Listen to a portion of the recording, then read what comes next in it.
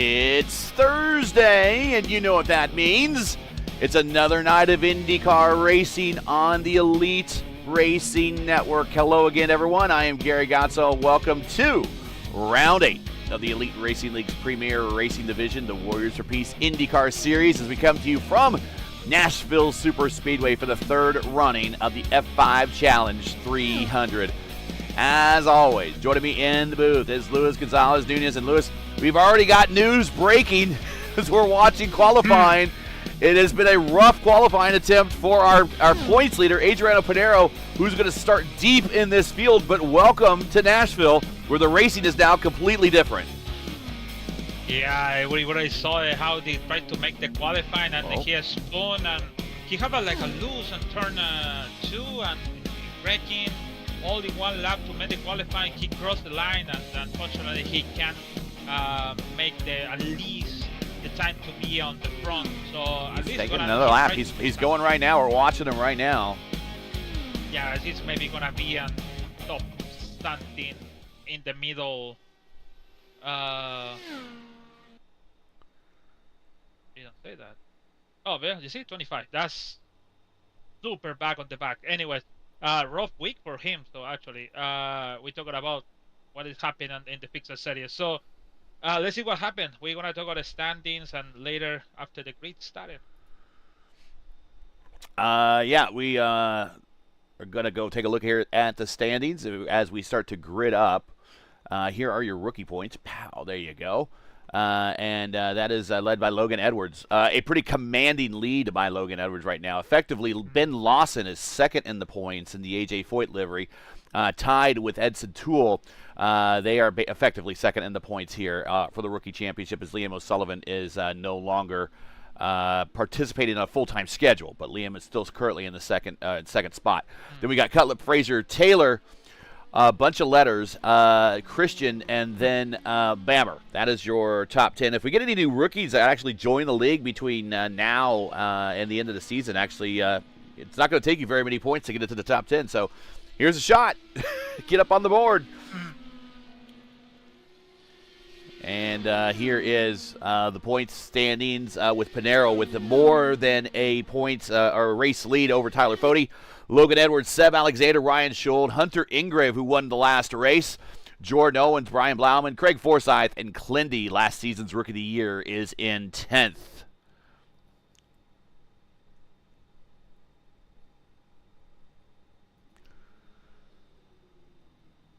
And let's get in today's starting lineup.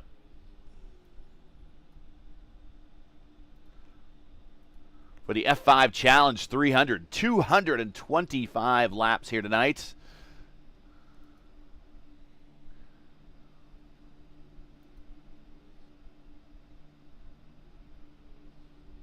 Ryan Schuld, nice. And here is the starting lineup. And I think it's his first career pole. That's what I hear from radio over here. Oh, well, that's good.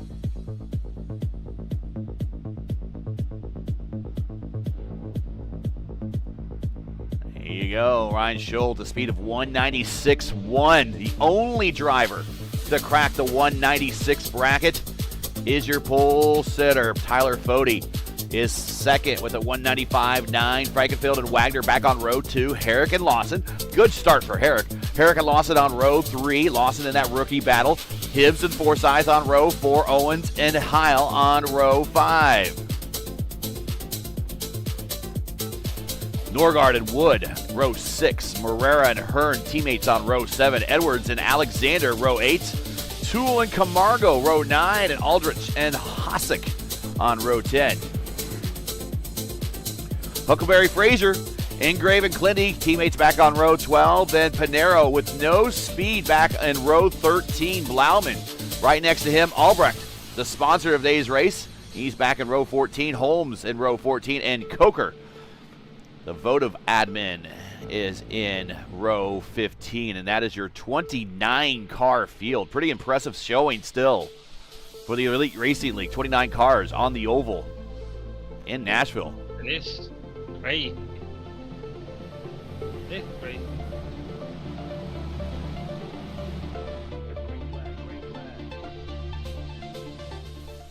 Great flag in the air, and here we go for 225 laps, 300 miles here at Nashville. And right off the bat, Ryan Schultz is going to bring his teammate, Chad Frankenfield, with him to P1 and P2 halfway down the backstretch. I hope, but no, we hope, because we already know. I think it's going to be like a Fixer Series back race. A couple surprises stuff around over there, but let's see what's happening. For now, everybody's sprayed. But at some point, we're going to see 2 by 2 for 1 second each in group of 1. Everybody in single file. And here comes Chad to the inside of his teammate. At the start-finish line, going in the 1. And we got an exchange for the lead. Frankenfield with the purple lap of 191.1. I don't think we're going to see very many 200-mile-per-hour laps here. We'll be just shy of 200 miles per hour, but not any 200-mile-per-hour laps. You saw on qualifying, they weren't really close to that at all. Riding on board with Ryan Schultz in the P2 position.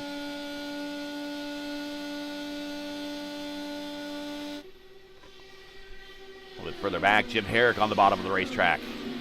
He's going to get passed on the high side by Gavin Hibbs, who wants to join his teammates. Sam Alexander, purple, 192.1.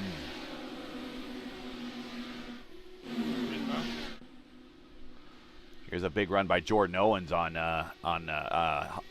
Herrick, excuse me. Can't get it out. He likes to look to the inside. Herrick leaves the inside open. Herrick stays high. I didn't know until now it's 225 laps. Why I said this? Because the last 2 races ERL have here with the IndyCar was 200 laps. I guess they're going for the even right at almost. It's actually 225 laps is not exactly 300 miles. It's like 299. Yeah, that 2 races. The first one winning by CDS. Alex VDS, yeah. He was, as you look at who won the races here in past league history, it's been all champions. Exactly. That's the one I'm going to. That's crazy. Yeah, that's really crazy. So, Niedergrut second and Bruno Miranda on third. The Brazilian Storm. But this is going to. The second one was in 22B. Adriano won the race, but won the pole also too. Rodrigo Franzoni second, and Del Porto. An all Brazilian podium. Wow. And like I just said, yeah, everyone when I finish that race, winner be a champion at the end of the season. Lawson up the 3rd spot now. He's up 3. Colin Heil, he is on a roll on the bottom of the racetrack. The Little Eagle guys have their stuff together. They have a P1, P2, and then they're all on a train in the mid-pack right here. Leighton Norgard down to the bottom. Look at Logan Edwards way up top. Good and a big run. Logan's got a lot of experience here in fixed setup races. Also, there is Andrew Wood. I think it doesn't look like we saw in the Fixer Series, just for now with 9 laps. Well, there's the weather conditions. It is 116 degrees on the track temp, 89 on the ambient.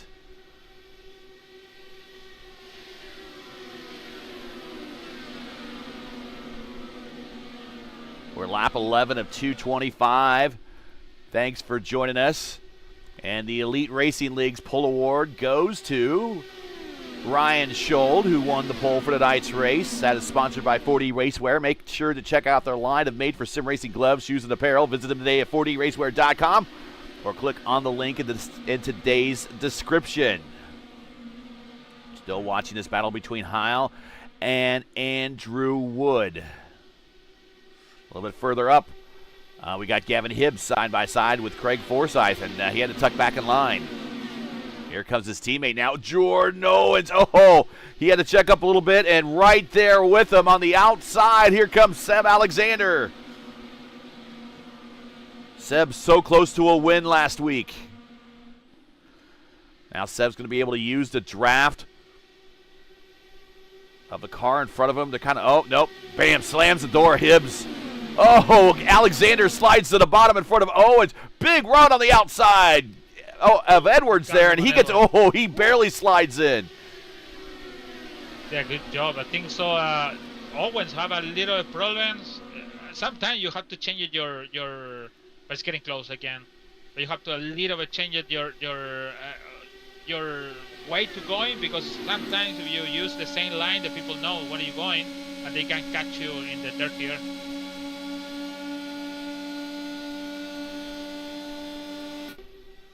The Indy Racing League and the IndyCar Series has raced here now 10 times between 2001 and 2008, and then in 2024 and 2025. The track record is held by Gilles de Ferran, set in 2003 at the speed of 206.5. We weren't even close to that. The career wins leaders here are Buddy Lazier, Alex Barron, Gilles de Ferran, Tony Kanaan, Dario Franchitti, Colton Herta, and now Joseph Newgarden, each with one. But Scott Dixon is by far and away a king of Nashville with 3 wins, all consecutive from 2006 to 2008. Outside of Dixon, Nashville doesn't have any favorites, as 8 different winners have visited Victory Lane in 10 races. Newgarden is the defending winner from 2025. Another interesting stat that I noticed, all winners, including Newgarden from this year, all started in the top 10. So starting and track position. So starting position and track position is everything in the real world, same as it is as we see in the sim. And that's a very interesting point that we're going to see, that all the way from the back, can Pinheiro make any progress? And right now he has made a little progress in a battle with Dan Marrero for 16th and 17th. He make a good job over there, trying to survive from the 25, and now he's in there in 17. We have a one DNF, Camargo hit the turn 4, and just he decided to hit the car again and towing the car in main straight, so no yellow with that.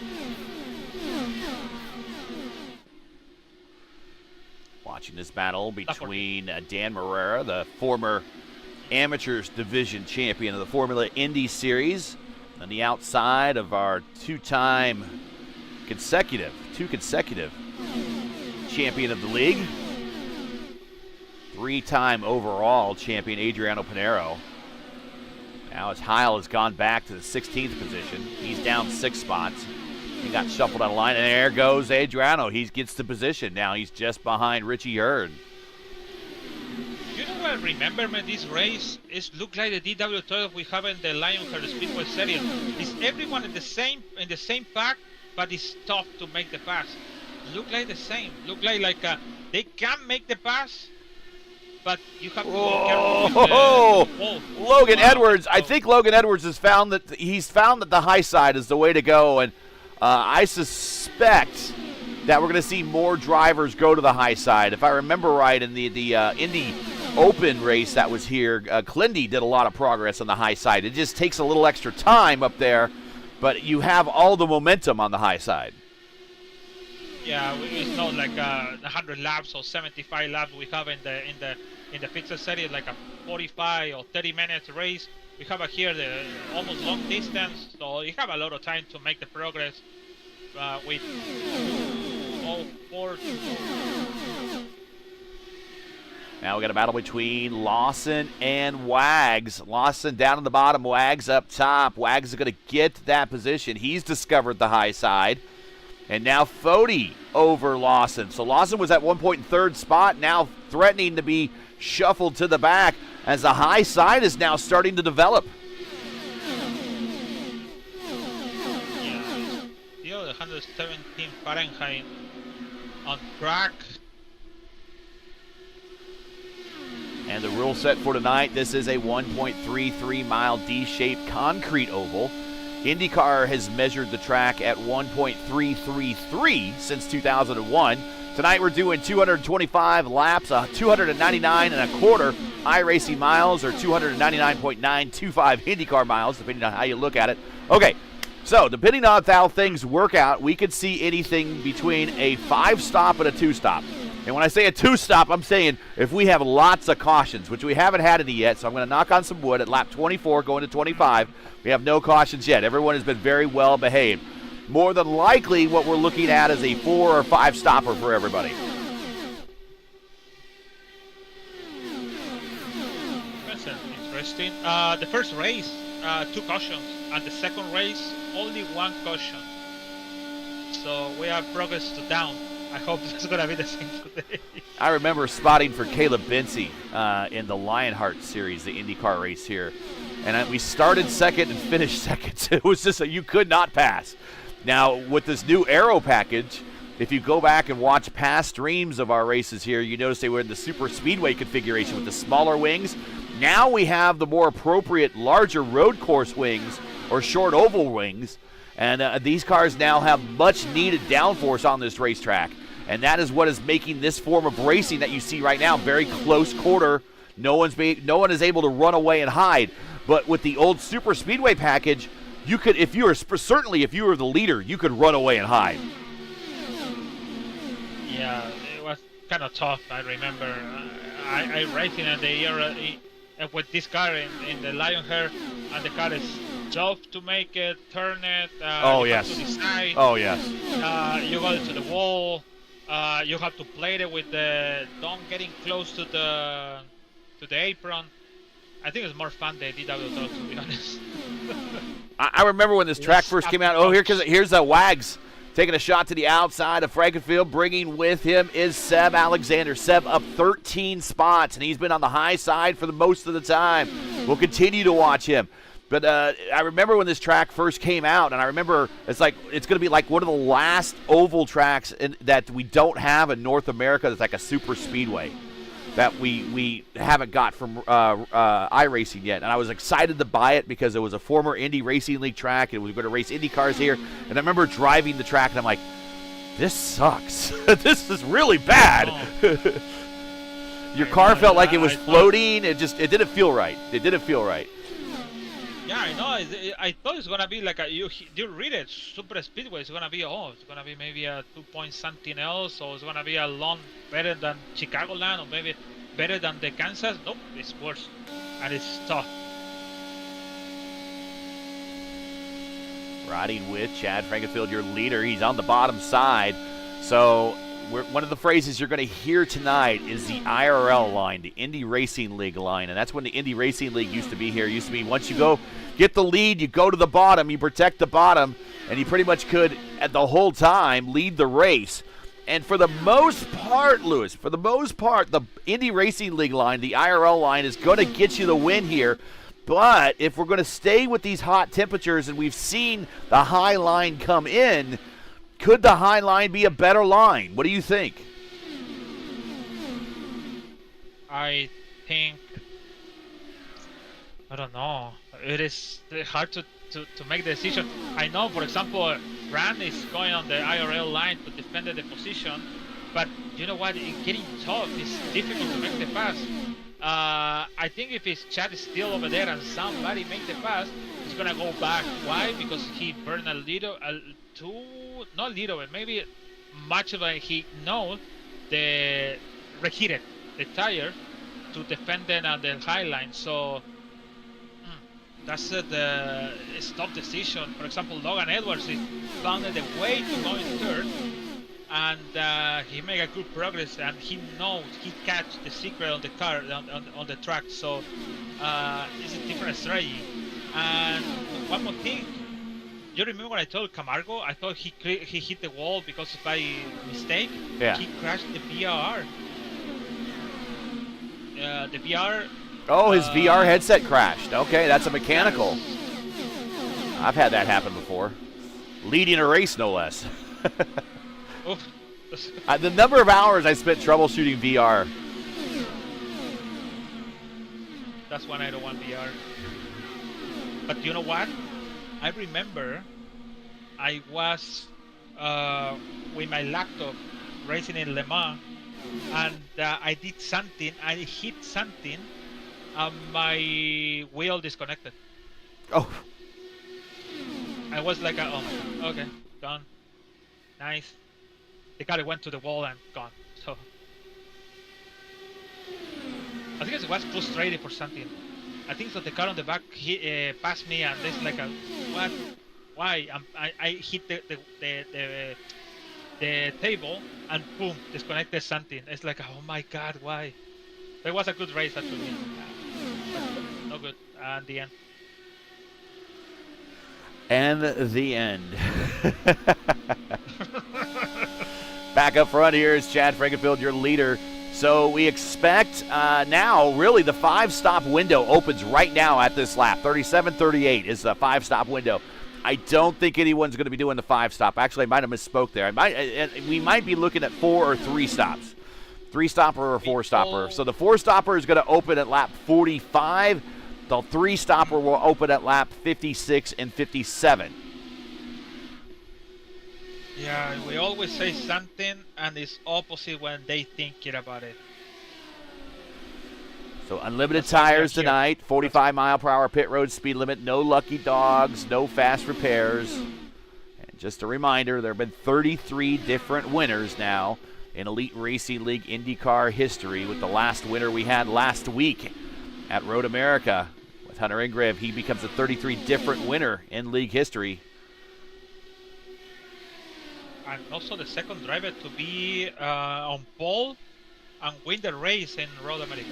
Seb Alexander goes to the lead, and he's really, him and Logan Edwards, as well as Adriano, and Adriano's now into the picture. He is now up 15 spots to P10. Very quietly. Yeah, that's the word I want to say. It's going slow, easy, like a you. Be slow, go in progress, and just make the pass. That's what you told me one day. I don't want to be in troubles. I want to slow and make my pass. Because if myself, I go for everything. I go just for fire to go on the front. I know I can pass all these people, so I want to go on fire. And Adriano did a good job to keep in mind is long distance, is no a sprint. So yeah, he cost like a 42 laps to get on the front. Yeah. So 42 laps in the sprint series, in the fixed series is just almost game over. And that's the mind between these guys and the others, so they didn't make a good job. I didn't call you slow, sorry. I said about the way to go to stay out the trouble. Yes. It's the Gary strat. It's keep everything in front of you, stay on the lead lap, and be there at the end.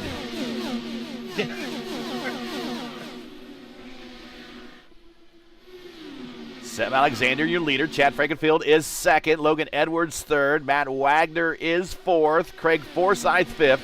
Lawson back to sixth. Wood up to seventh. Fody back to eighth. Pinero up to ninth. And Ryan Schold back to 10th.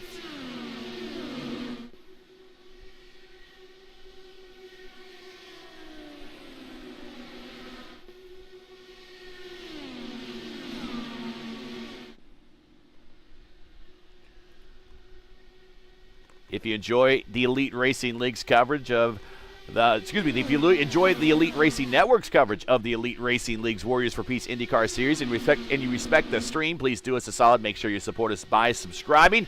And while you're at it, don't forget to smash like and click the bell so you'll miss out on future ERN broadcasts. There are lots of them every day of the week, just about. Here's a battle again for the lead on the outside. Here's Frankenfield looking at Seb Alexander. Seb giving not a lot of room in the corner entry, going very wide, trying to arc that corner down to the inside. Chad's going to take a peek to the outside, going to the 3, up the baking. Seb goes and runs Chad up the baking with him. I see on the back side of 40. Sorry, I just got on the back with 40, Pinheiro, Wood. Over there, Lawson also too. There is a ton of IndyCar starts in this group right here. Schold, Pinheiro, Fody, Wood. Clindy's now up in there. Basically almost all the top 10. Yeah, basically top 14 also. Clindy is very quietly started climbing into the mix here. He was way in the back not too long ago. I think he's taking care of his tires, and now he's on a roll. He's up 13 spots. Pinero up another spot, up to 7th now, up 18 spots. So here come the Rogue Racing guys.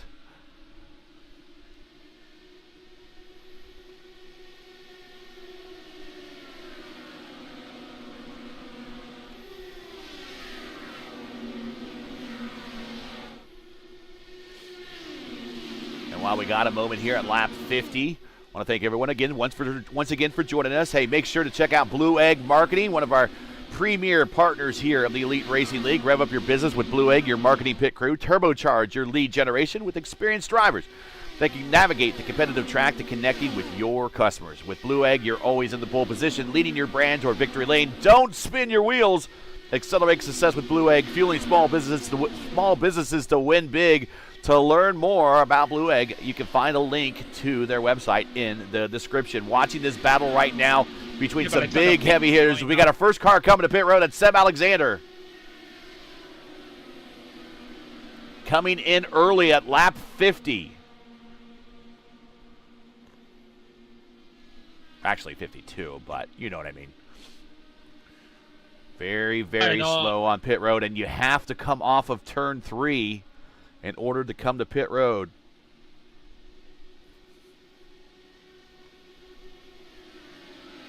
Piñero's going on 4th. Logan Edwards calling for pit now. This is what... Oh, we got a car... Huckleberry. No. Huckleberry got into the grass there, but Logan Edwards now coming to pit road. Again, have to come off a turn into turn 3. Fody coming with him. Very tight corner. Got to slow down 45 miles per hour. Fody gained a lot of positions there, or a lot of track position. There goes Albrecht. Frazier coming off of pit road. Victor Aldrich coming off of pit road.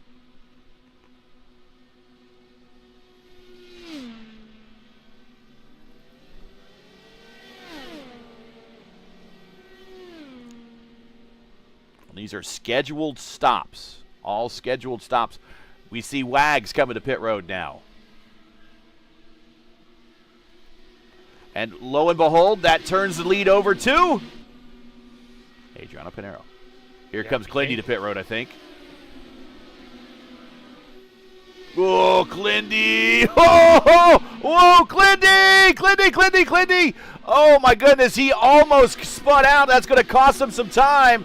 But he's still going to come to pit road hot. There he goes. But that's going to cost him some big-time time on this pit exchange. Whoa, he was pushing it.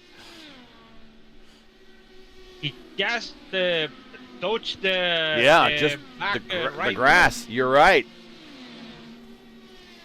And check out who is leading. Two of the drivers with pretty much the most experience out of everybody here on the racetrack, Pinero and Wood. Yeah, Pinero. Wood is 10 spots are up, but the surprise is Pinero's coming down to the pit. Easy. And Wood coming in as well. Everybody else coming in now. Hibbs, Jordan Owens, Leighton Norgard, Richie Hearn. 57 laps. 57 laps. So what type of strategy did I get? That's a 3-stopper. That is a 3-stopper for sure.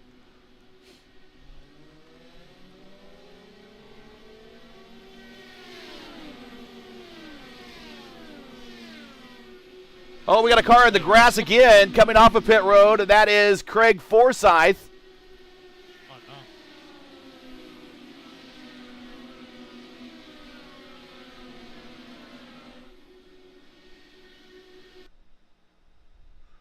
Go back a little bit further. He just kind of, as he's trying to hustle it off of pit road, and he's there with Schold, he just kind of goes wide, and with the colder tires, he just kind of scoots on out. And watch the road there. The pit road just kind of narrows down even. Yeah, of course I have a black flag for unsafe. Oh, that's right. There's going to be an unsafe entry or exit. Yo, how is on the lead? And Pinero's back as the leader. I know. How? And ahead of Frankenfeld. How?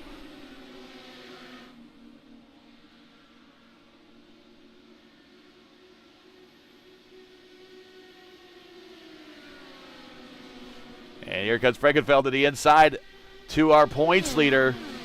And wasn't there a very similar situation? That happened at was it? I can't remember this season. That it happened to Pelot early in the race, and he had to make an early stop. Iowa, and then before you know it, he's back in the running. And very much the same thing. Is not an early stop and not an early mistake for Pinheiro, just a bad qual. And before you know it, there he is. It's just like Thanos, inevitable. I think it's no. I think in between the Pinheiro staff and Palou strategy, I think it's because Palou have a big, they have a good machine to go on the front and they have out of troubles and just be on the front because the machine is good. You know what I mean? It's like it's over everyone. But Pinheiro is basically over about the strategy. And you know why I figured out when he out the jack,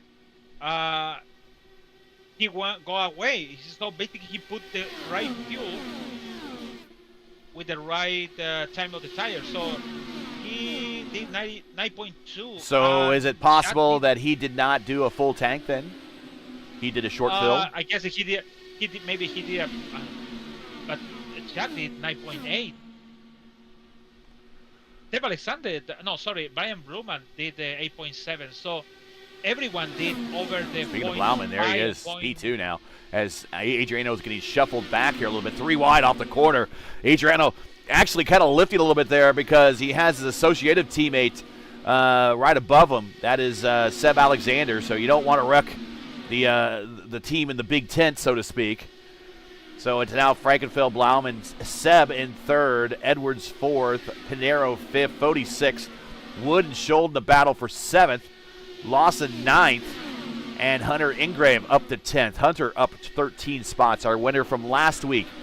If you're just joining us, this is ERN's coverage of the Warriors for Peace IndyCar Series for the 4th running of the F5 Challenge 300 coming to you. This is actually the 3rd running of the F5 Challenge 300 coming to you from Nashville SuperSpeedway, where we've now completed 66 of 225 laps. Make sure to smash that like button, subscribe to the channel so you don't miss it on the next race. The next time you see us, we'll be right here next week at Mid-Ohio for the Mid-Ohio Sports Car Course for the Mid-Ohio Indy 300. Coverage starts at 7:45 p.m. Eastern Time right here on ERN. And the rumor is there's a chance of rain in the forecast. Yeah, they said now it's going to be at 25%. So who knows what's going to happen on that day. Brian Bruman going close to Chad Frankenfeld to the lead. But you know what? Pinheiro, he want to save the fuel. That may be why he went back. You're right. That might have been why he went back. He wants to make maybe close to 58. Who knows? Maybe a little bit more, 50, 60. I said something stupid. Maybe he can go 60 and do something to be a lead. So I think it's under control.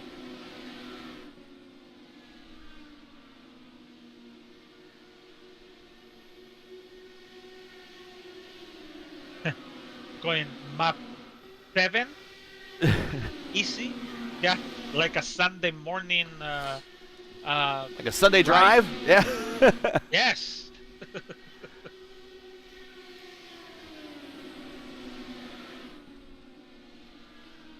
It is Frankenfeld, Blauman, Seb Alexander, Logan Edwards, and Adriano Pinheiro, your top 5 at the moment. Lap 69 of 220. Now he's clicked over to lap 70.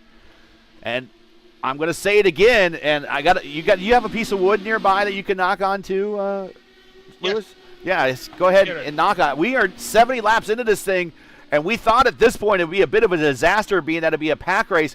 It has been a pack race, but it has not been a disaster. We've seen green flag pit stops. We saw green flag pit stops almost go bad for about 3 or 4 different drivers here, but we are still clean and green at lap 71.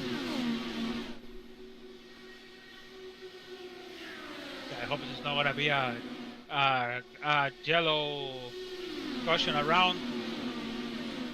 But yeah,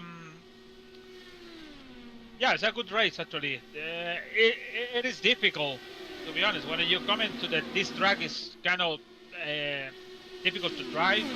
The only way is mine is just keep the car in the track. Not being crazy like if we would be in Kansas or Chicagoland, because the car can going fast. You can do side by side and back race.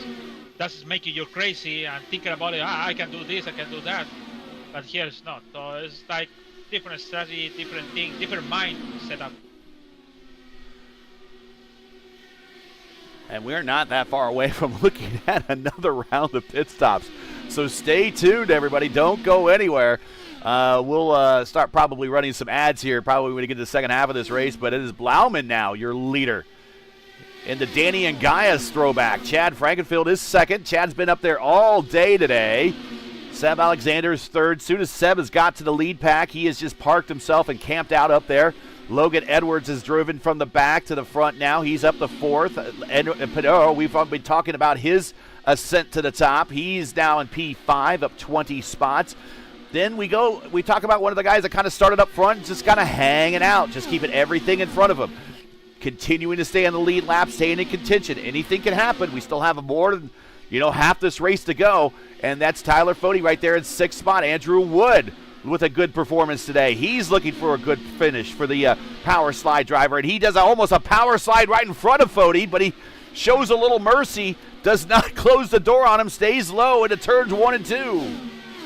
Now he can shut the door on him if he wants to. Right behind that duo is Ben Lawson, who started up front. A good race for Ben. He's up down one spot, but he started in the 6th position. Ryan Schultz, our pole sitter, back in 9th. Chris Albrecht, he's up 17 spots. The sponsor of today's race, F5.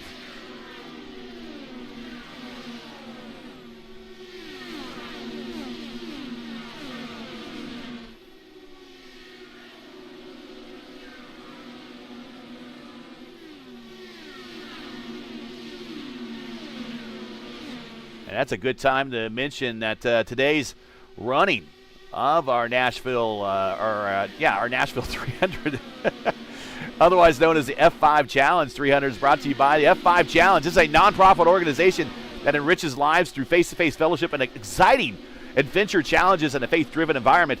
Their mission is built on the 5 F's: faith, fellowship, fitness, fortitude, and fun. F5 Challenge inspires people to lead active, connected, and purpose-filled lives. To learn more, to get involved by visiting their website and following on social media. All the links you need are in the description. I want to thank F5 Challenge for being a big sponsor for the series this season. Make sure you give them a peek. Brian Blauman, your leader.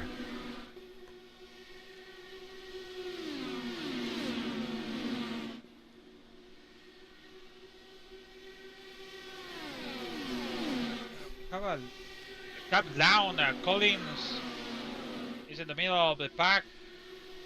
Yeah, he's a lap down right now. Forsyth is a lap down. He got a black flag. And Richie Hearn, not sure what happened to Richie, but Richie is a lap down. So Forsyth have a black flag because he unsafe. Unsafe. Yep. The exit. Yes. And Richie Hearn same too, but Richie Hearn was worse because he came almost to the track. So race control give it to him the clear to don't stay on 40 seconds hold. They clean and they give you drive-through penalty basically. So it's just pass by the pit stop and just exit to the road. So it's better that than hold it for 40 seconds. Is you're gonna lose at least almost 3 laps basically.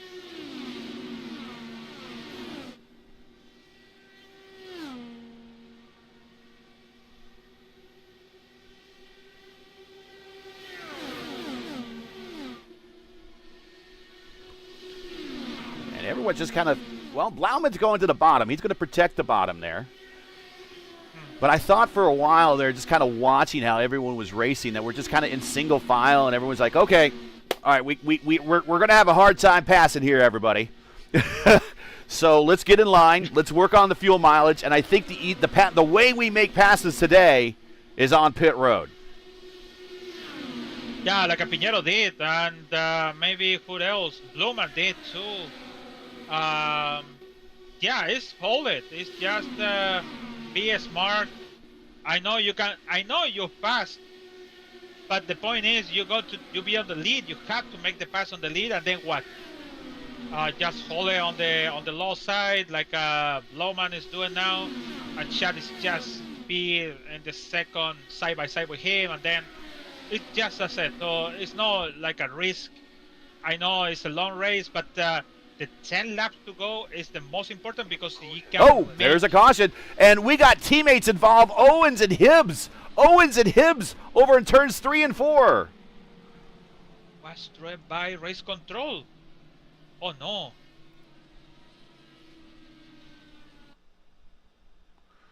Oh, we joined that wreck already in progress. Let's go back a little bit more and see it. I have to say this, sorry, before you say something. Yeah. They think at each other. They thinking Owens and Gibbs, they are fall each other, but they don't know is Edison came from 3Y and make all of this problem. Okay, so we're watching. Yeah, we're watching a replay of what happened here. And I think Toole decided to go 3 wide. He got a big run. There's a good view.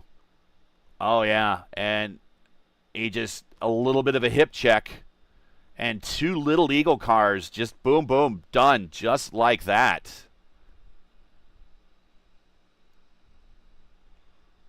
I don't know if they complain at each other. To be honest, I don't know. But you know, when you have the contact and you see the car next to you is your teammate, you're thinking, oh, your fault.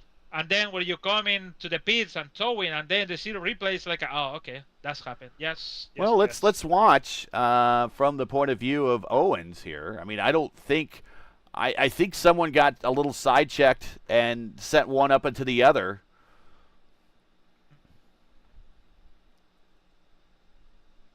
And Owens to the outside of Hibbs. I think Hibbs gets side-checked. No! We have another content in pit road. Okay, we'll go back and watch that here. And boom, that's kind of what happened there. Okay, pit road, is it a Leighton Norgard? Yeah. Okay, so we see Norgard coming to pit lane.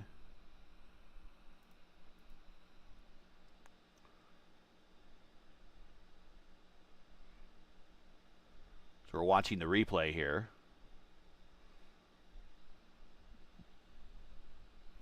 And Norgard, keep paying attention. Going to be right here.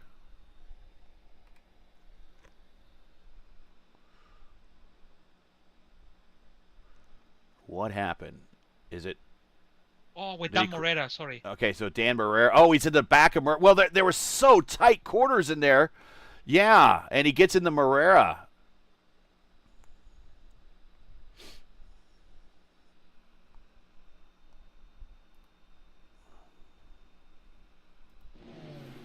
All right, so let's get back onto the racetrack. Wow. The people here have to remember, it's not because in Indianapolis or in Kansas or the other track, I still mention Kansas in my mind, you can ghost or maybe going through to the car like a ghost, but sometimes some track they don't have that. So for example, Nashville don't have it, so that's happened. All right, let's reset the field, and we're getting ready to go green. It is Blauman, Frankenfield, Alexander, Pinheiro, Edwards, Wood, Fody, Lawson, Schultz, and Albrecht. That is your top 10 getting ready to take the green flag this time by. And the way that they're lined up, look at them on the bottom. Normally they're up at the top and for IndyCar restarts, and they are going on the bottom. Oh, and keep in mind, also the green flag restart rules are a little bit different here, so we'll see how they line up again if they go to the top. Remember the restart rules here in the league. is 1 lap after the pace car leaves on ovals. I almost jumped the gun there. So used to watching other non-elite racing league events. But this is actually a little bit more appropriate to an IndyCar style restart. Yes, I thought it's much better. But and now they're up by the wall. It's gonna be at the real life. Now they're up by the wall. Now they're up by the wall. And here we go. Big jump by Blauman. But here comes Frankenfeld. He is right back at him. And he is going to be right next to him going in the 1. Where does Seb go? The third line is not plausible right now. Wait, why? We have a black flag for Richie Hearn. Oh! Wood and Pinero got really close. Here's Fody on the outside of Lawson.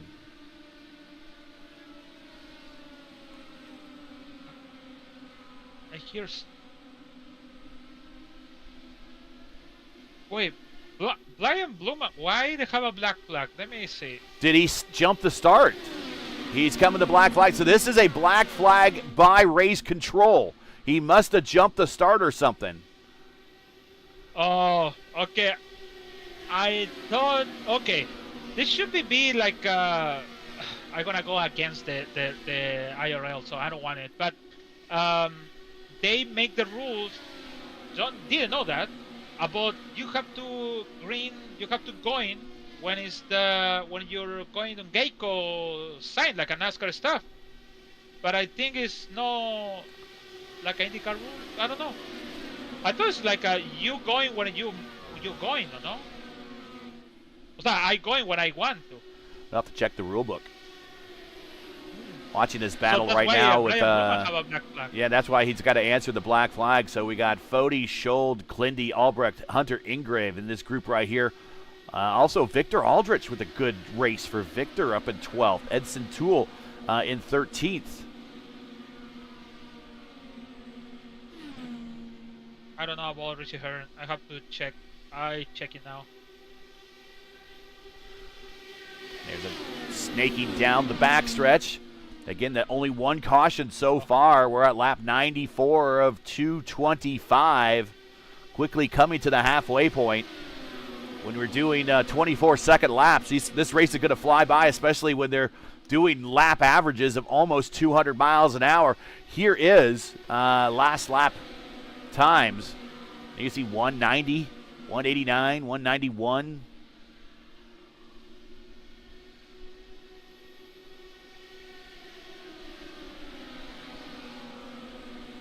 About Richie Hearn is because I think so he make a wave around coming to the pits.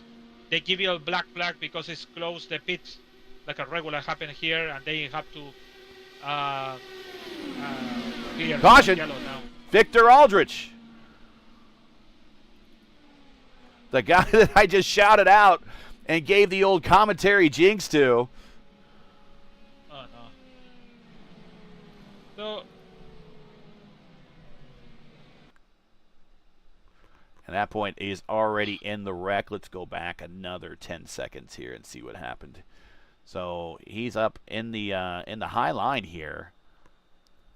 And what happens? Oh, he just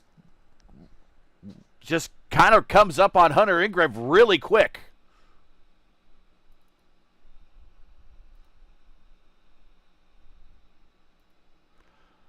So watch Hunter Ingrave.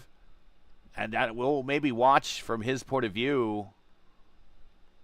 A lot of net code there, too.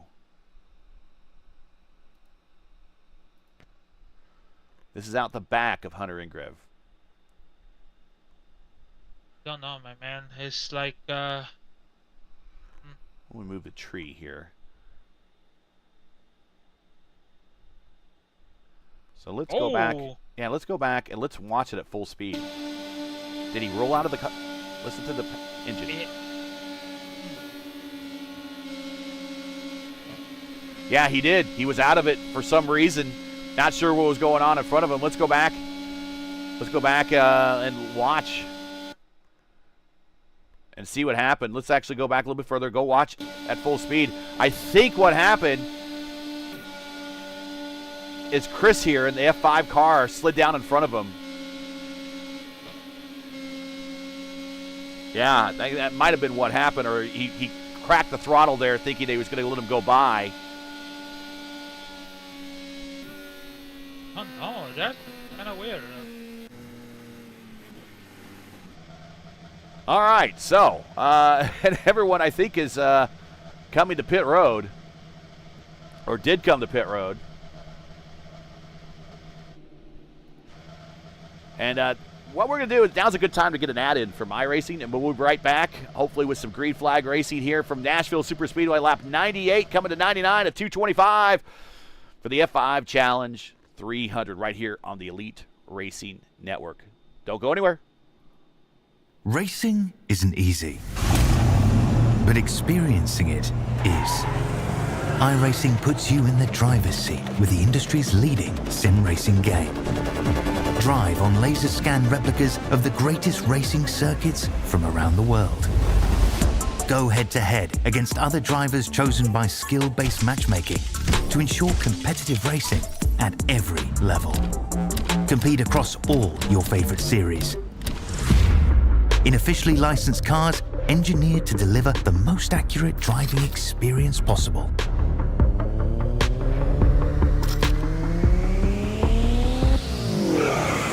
Join a race or host your own with players from across the globe. Race against the computer or in a league with friends. Feel the thrill behind the wheel. Visit iRacing.com.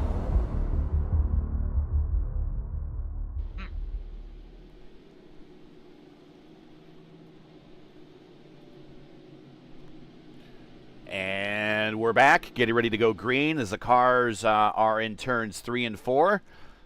And the pace car will pull down, and we will see them go green one lap after.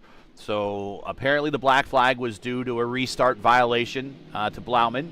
So we will see a restart here this time by Frankenfield, see if it's going to be answered correctly. Seb Alexander in second, Andrew Wood now third. Ben Lawson fourth, Scholden fifth. Clindy up to sixth. Albrecht seventh now. Shane Coker, who started shotgun on the field, he is up in the 8th spot. Jim Herrick in 9th, and Craig Forsyth in 10th. So a lot of different names now in the top 10 that we're not used to seeing there in the top 10. And that's good. Yeah, that's good. actually, we like it. That's interesting because Logan Edwards and Pinheiro came to the pits. So they have a different strategy. So those that pitted on lap, here we go, green flag this time by, pitted on different strategies. Edwards and Pinheiro, everyone on back from 12th on back, pitted on lap 98. Everyone in front of them pitted on lap 89 or 87. Uh-huh.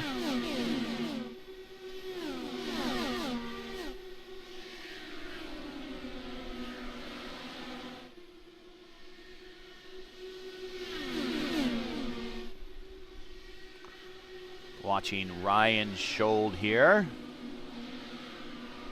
And that is a good time while we're watching the PRI Hoosier 500 car. To remind everybody, in December, ERN is going to be one of the primetime homes for Today at the 500, sponsored by Oil and Gas Safety Supply, your nightly destination for all the action leading up to the prestigious PRI Hoosier 500. Last Kiss of the Bricks for 2025 starts right here on the Elite Racing Network with me and Luis Gonzalez Nunez. The countdown is on, so pucker up, don't miss a second of the action. Like, share, and subscribe to stay locked in, and coverage starts right here on ERN on December 1st at 8 p.m. Eastern Time. It's getting closer, Lewis. It's like every day it just seems like it's shorter and shorter and shorter. We're going to see you all in December. Yeah, it's getting shorter, and 79 days for Christmas, for New Year. Well, it's not actually 79 days for that, but it's getting close to that, and also the PRI Indy 500 or Hoosier. I can't say the word. Hoosier. Yeah, that's what people from. 500. That's what people from Indiana are called. We're called Hoosiers. They call it like that? Yeah, that's that. Yeah, we're not Indianians. You know, like someone from Ohio. Well, they're a Buckeye, but I guess you call them Ohioan. Illinoisan. Uh-huh. Yeah, well, there's no Indiana-ins. Yeah, sounds So we're Hoosiers. Yeah, that's much better than they call it like Indianians. Yeah, but there's Michiganders. Oh, that's worse. Here, 2x2 for the lead as Clinty is shifted up to the top lane and is making progress forward, and he has joined his technical partner, Seb Alexander, and he's going to the high line, giving the nose the look up there. Just the number of starts for IndyCar, these top 4 right here, just alone. Let's throw Ryan Scholden there too. Ryan's got a ton of starts in these cars. To be honest, we count the official series, but we don't count the leagues. There's going to be more and more of that.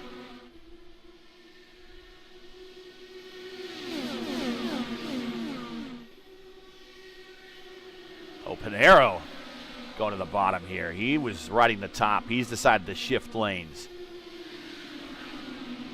I think Pinheiro is thinking about it. If he's coming, the yellow flag is out. He have to be on front of, my God, I forgot the name, Logan Edwards. But he's even close, so I think so. His target is going over the Craig Forsyth because he have a 20. The other ones have a 22 lap. So I think it's targeting who's have the less lap to stay on front and be a leader when everyone is coming to the pit in eventually a yellow flag.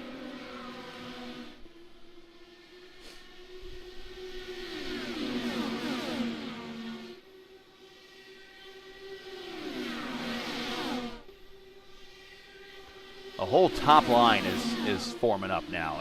No one's using the bottom line except the leader. It's basically the only one using the bottom line. Everyone's gone to the top. Actually, except Adriano Pinheiro is the one of the use of the bottom line too. There's Pinheiro side by side with Craig Forsyth. There's 2 guys that have a ton of starts in these cars right there.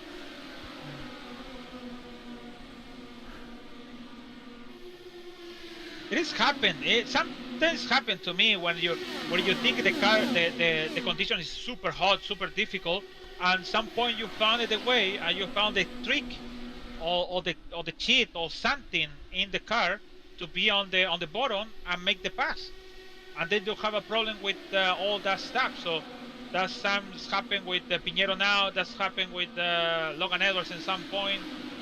But Pinheiro is very comfortable using the bottom line and make the pass. Side by side at the front again. Frankenfeld's going to stay low, and again, that low line is showing it is a superior line for the most part through the corners, where the high line is coming into where it's really impacting. Look at just it looks like a parade lap at the start of the race here, but we're doing it at 200 miles per hour almost. But Lewis, the bottom line is definitely the fastest line through the corners, but down the straightaways, the top line, the high line, has all the momentum. Yeah, the problem is when you're going to the bottom line, you have to go to your transition car is going high, and then when you hear the side by side with the other guy on your right side, you only just lift the throttle. That's why the car on your high line is going fast, because it's full throttle and he don't need to lift him, because he not hear the outside in your ear. So that's why Adriano Pinheiro is taking long to make the pass. So for example, in Craig Forsyth now, and even with the drag on Andrew Wood on front.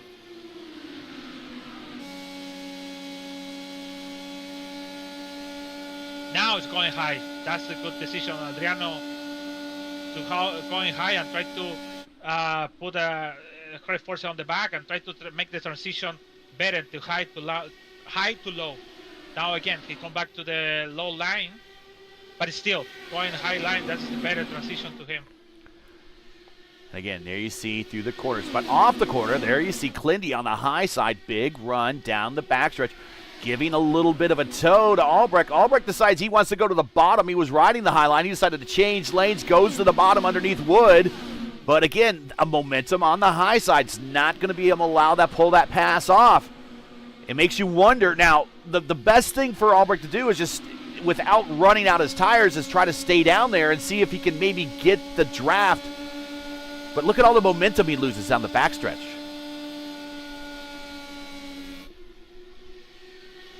Yeah, it's like I said, you know you're fast, but when you're coming to the point like what else after this? So that's the point you make you like you go excited to the front, and then your side is going down, because after that what? I have this wall in front of me. Yeah. In this case, have Steph Alexander and Chad, and then what else? I have to make the pass. It's just kind of circle. Every lap is the same thing.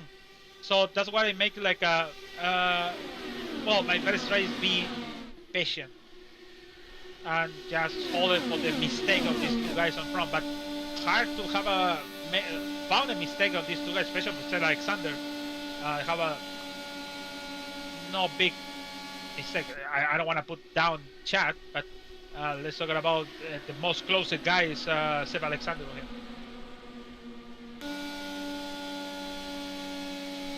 There's Chad again. I want to thank the Warriors for Peace for being the title sponsor of the series. Once again, the ERL's IndyCar Series is proudly sponsored by Warriors for Peace. Warriors for Peace is an Indianapolis-based nonprofit organization working to end violence and inspire peaceful change.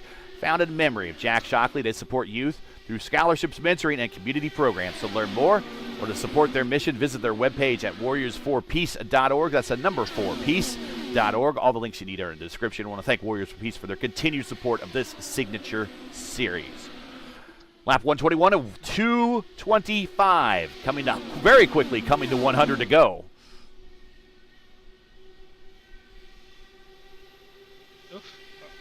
Yeah, we are just around the corner to the. I'm gonna say around the corner to finish this thing, and they started a new stuff. I know it's maybe 20 laps, but 20 laps is going like this, so it's gonna be in one click. So we are right to finish this stint, and we have a different strategy actually in the top 10. So. Yeah, and pit stops are not that far away. Remember the last stint, they all went 36 laps. A lot of them went 36 laps. We are at 36 laps now. And it's crazy. We are 100, almost 100 to go, and we are almost 1 hour on race. So it's 57 minutes on race. So it's really, really fast. It's going in this race.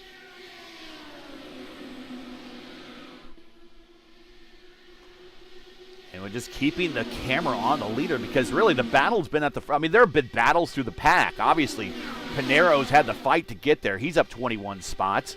Clinty's up 21 spots. Oh my God, Edison, my God. We have almost contact with Ryan Schull in turn 1 and 2. I think it's he or somebody on the wall. Yeah, Edison. I think he have a damage on his front wing. Yeah, he have a damage after get back to that. I think it was right around Edson Toole. Yeah. Yeah, Edison Toole. And here we'll see what happened. And he's got Lawson behind him. He has. He just gets right up in personal. Let's let me show you this angle here real quick. Let me go back about 5 more seconds here.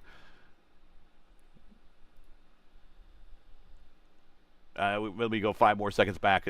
Watch this. This is a screenshot right here. Wow. Oh my goodness.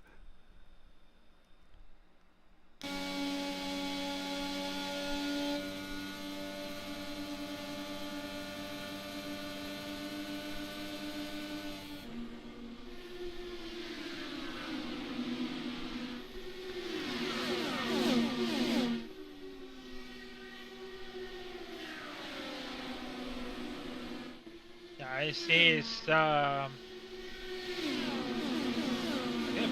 we have a lap down, one car down on the front. Owens on front.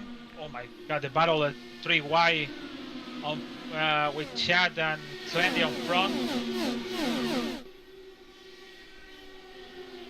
Somebody. Oof. It's getting a little spicy. It's gonna get more crazy with 97 to go, to be honest. And I see that. Look at that. Oh, Clendy.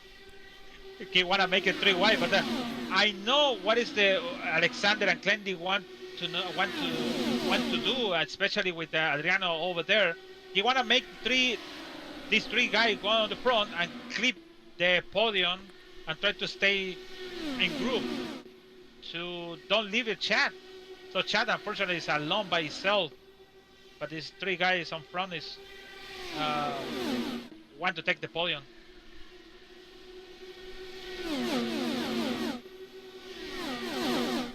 And then we got Seb Alexander at the point as we're just watching the action unfold. There's still a lot of racing here, so we're just trying to temper ourselves because we think we might be in for another one of those finishes that we've had at least twice this season, 3 times this season, 2 on a road course.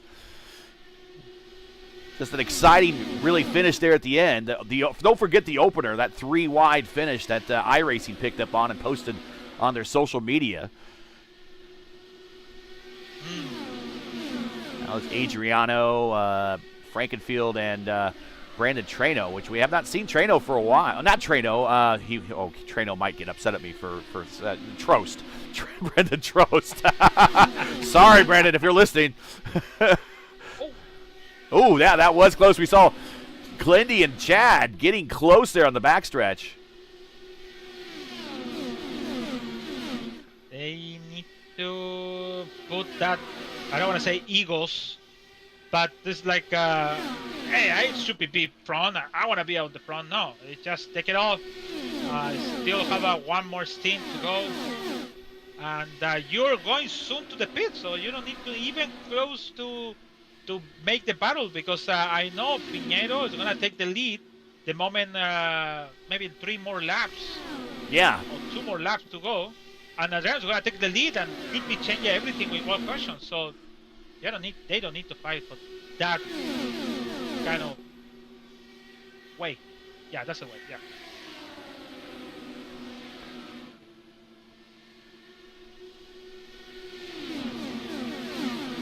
We're being patient here. We know pit stops are imminent.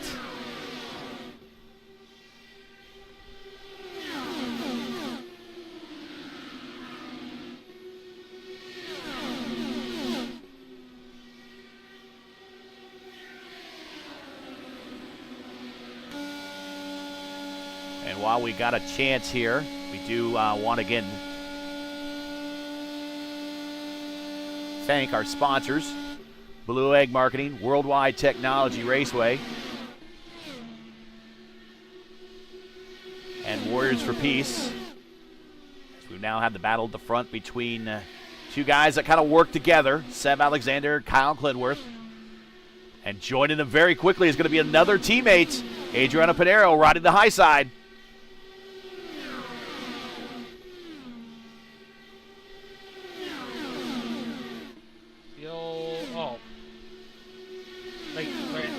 On the front. And there's lap traffic not too far in front of the leaders. That's Blake Frazier. So. There he is. That is that car just ahead. And you see right there. And then that's Jordan Owens, the next car up.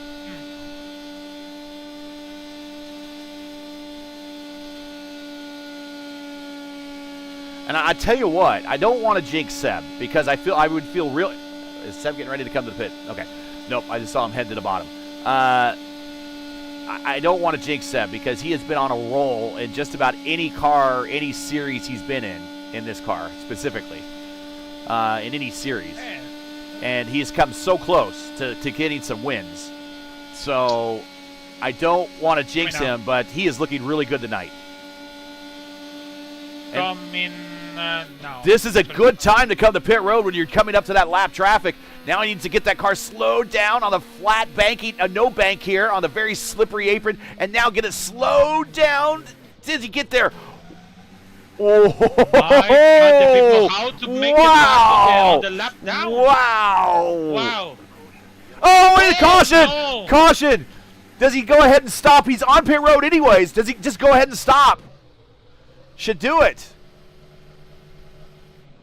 Oh, I think Andrew Wood. Frankenfield in the wall in turn 2. Why Frankenfield slow down like that? Don't know why Frankenfield slowed that. It's like you're gonna take a corner, but it's that slow. That's too much slow. Again, we just missed the replay, so we're going to go back in time here and see if we can find it again. And here's Frankenfeld. Oh, wait. What?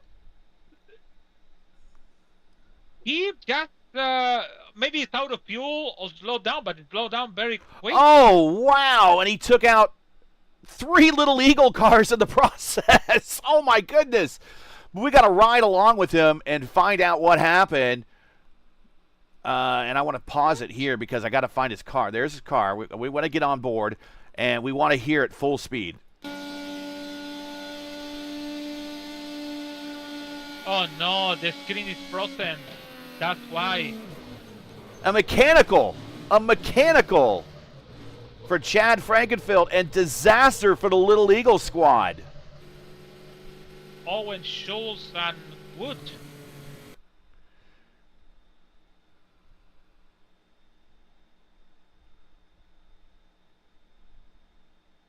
Aquí asking. he asking why my screen show frozen, and he asking basically what happened. So they have to tell him you're just 4 car out. And here's Wood. Here's from his point of view.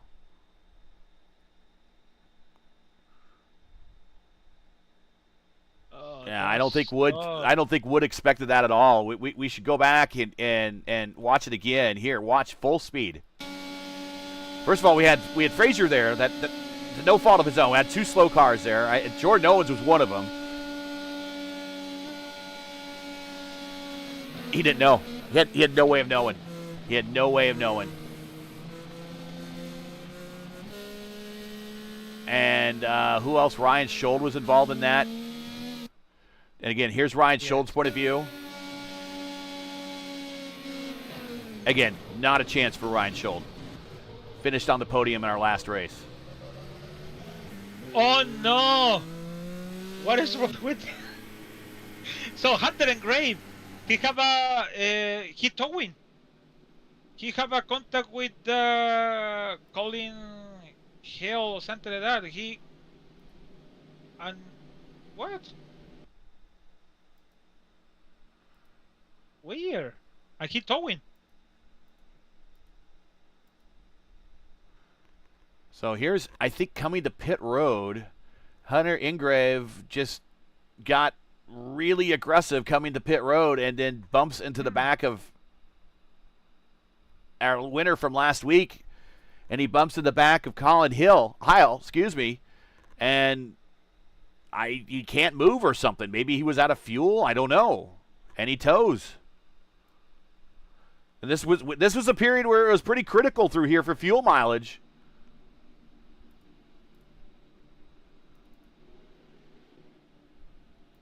No, the car is still rolling. So interesting. I don't know.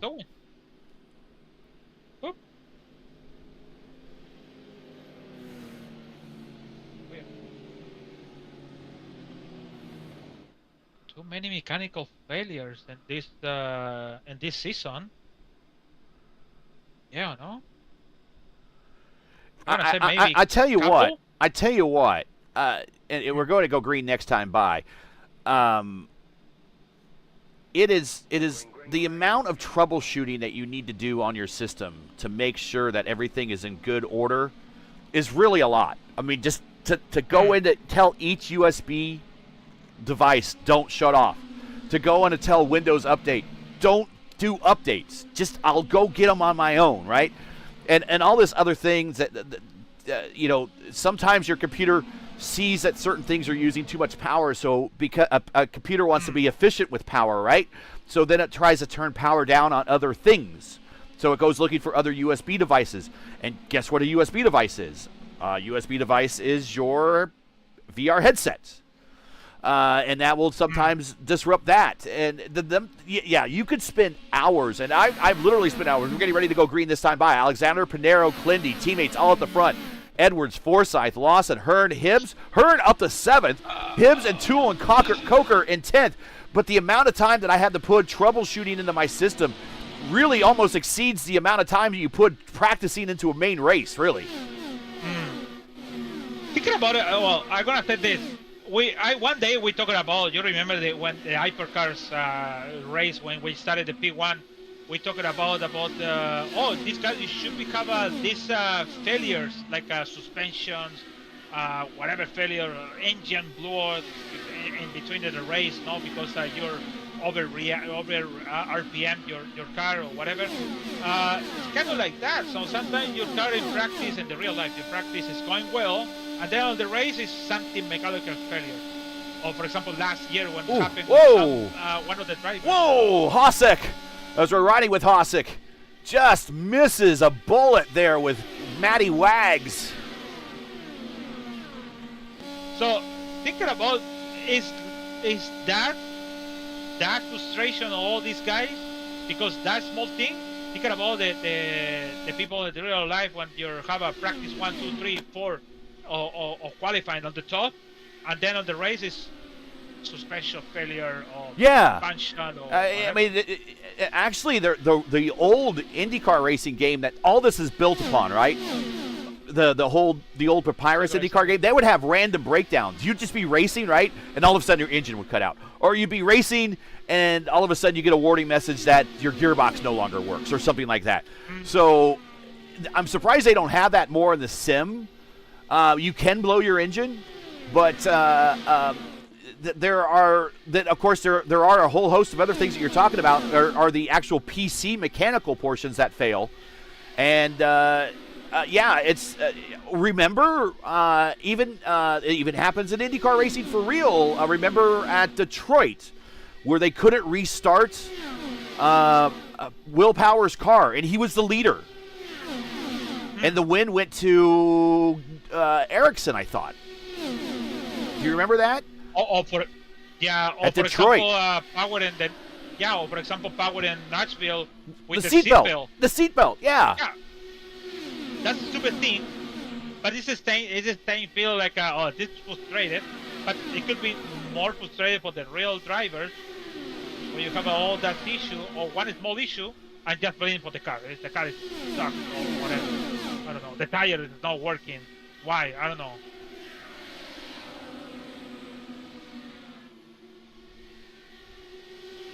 By the way, I don't know if the race control is going to count this issue of Frankenfeld as contact or penalty or whatever. It could be the fourth one. So I don't know what is going on after the fourth one and make Frankenfeld one penalty for another points penalty in the championship, or maybe a suspension race, or we don't know until the penalties show up in a couple days and figure out next week what is going to happen in that race. So remember in Texas, in the first race, he have a penalty for -20, and he have the third one. So have a one more, it's going to be an issue for him. Oh my God, he Whoa! Have a Whoa! Oh, contact again! Oh, no. And that's Toole. Hibbs. Hibbs is actually falling back a little bit now. And give that, okay. Three wide again. Hibbs just staying high now. He has a damaged wing. The left front wing plane you see right there on his car is damaged, and that is crippling at this racetrack. You need all that downforce. He's going to have to come to pit road and get that looked at. He's going to follow all the way through the order. He has a damage. We have another car on pit road. Not sure who that is. Owens, I think so. Yeah, I think he was just trying to get out of everyone's way. We see him rejoining. Right now, he's just trying to make You know laps. what? If he makes another 30 laps or so, he passes Frankenfield and Schuld. You know what? The first contact he have with Tool is clear. They don't have a damage. The second contact have the damage. Okay. Yeah, the second contact was make the damage on the front wing. And it's like a 4 or 5 seconds, or maybe a little more, depending on how hard was the touch.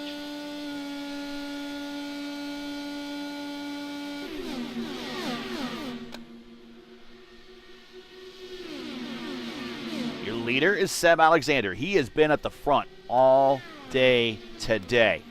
Second is Clindy. Clindy has come from deep in the pack to get up in here. He is now 22nd, 22 positions improved. Started 24th. Right behind him, Logan Edwards, also kind of deep in the pack. Mid-pack for Logan. Started 15th, up 12. Panero, deep in the pack. He started 25th. He's up 21 spots.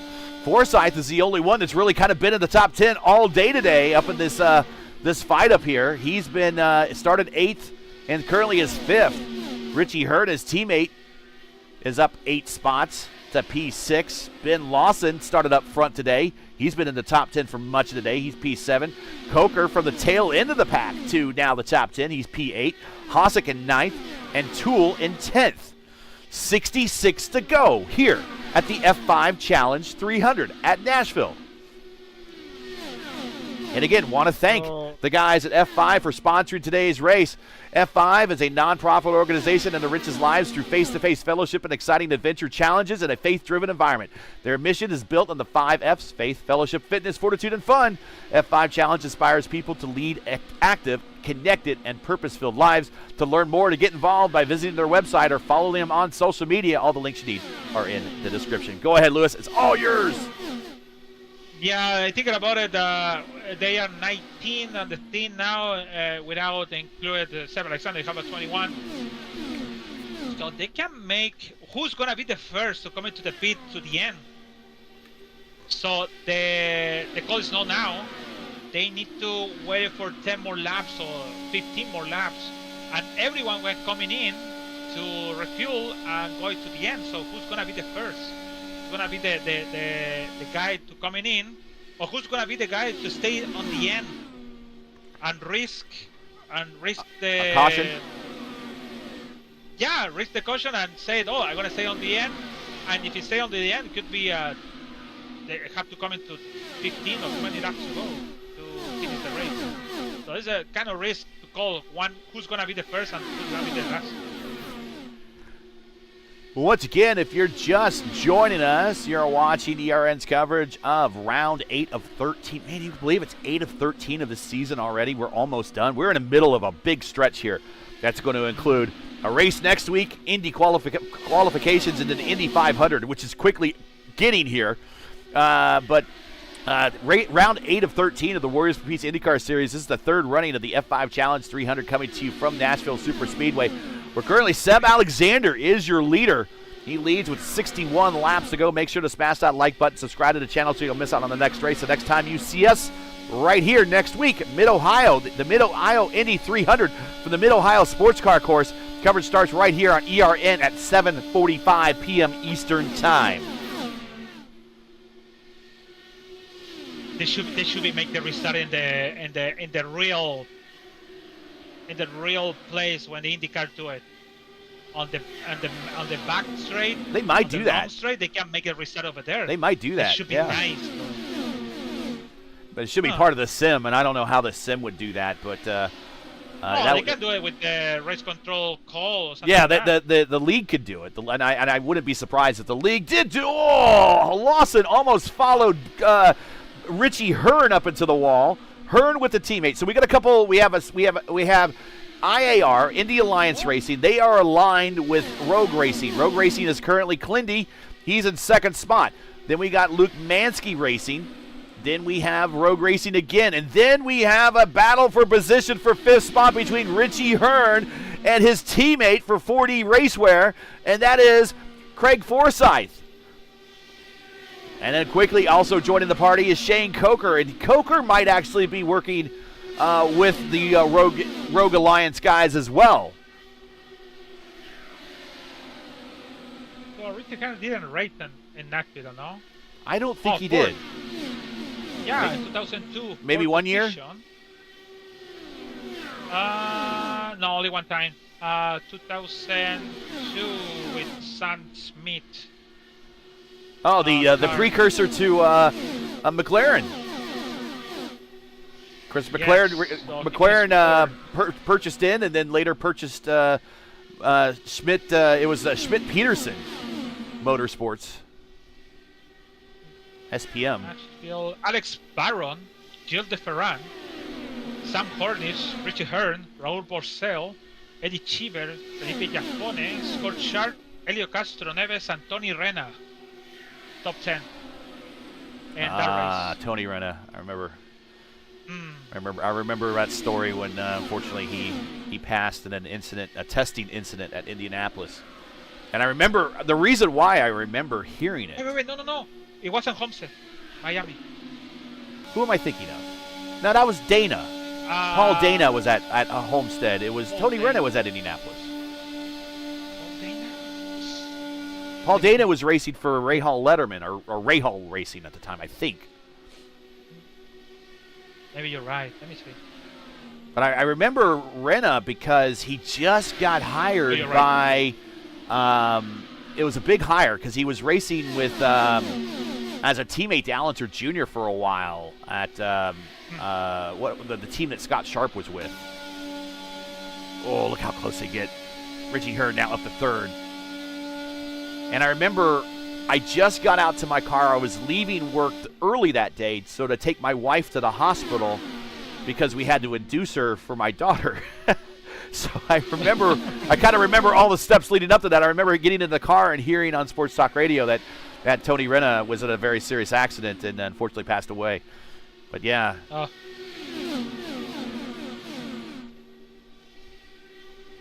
We always have to remember whatever the situations happen, like Krosnov and Paul Dana or Reina or whatever is past, even Justin Wilson. We have to remember when this happened, or in the car, or on racing. So it's not like bad to remember why.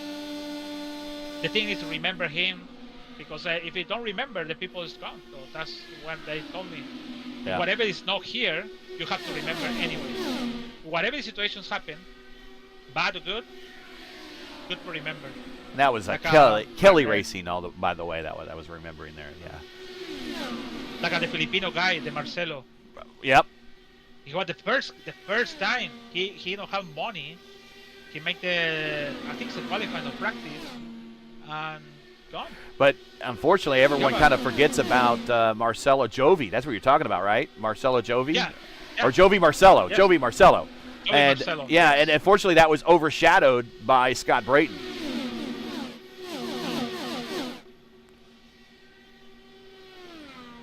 But we are racing right now, 48 to go. Sam Alexander, your leader. Kyle Cindy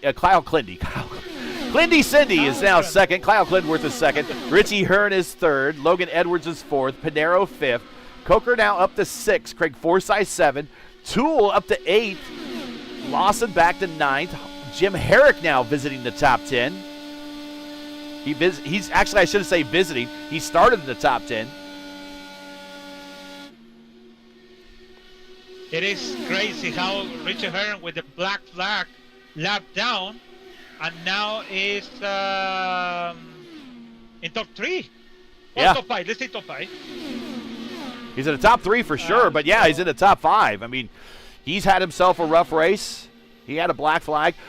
Craig Forsyth, not speeding on pit road, but a improper exit, unsafe exit. He's back on the lead lap. But good job of the race control to make that call. Like I'm gonna clean it, but I'm gonna give you drive through, because with the hold and stop and hold, something like that, the name is 40 seconds. So drive through is better. It's not like a forever. It's just well, how much is 35 seconds. Yeah, 35 seconds. But 40 seconds is whole, plus the other 35 seconds. So it's almost a minute something else. So it's too much.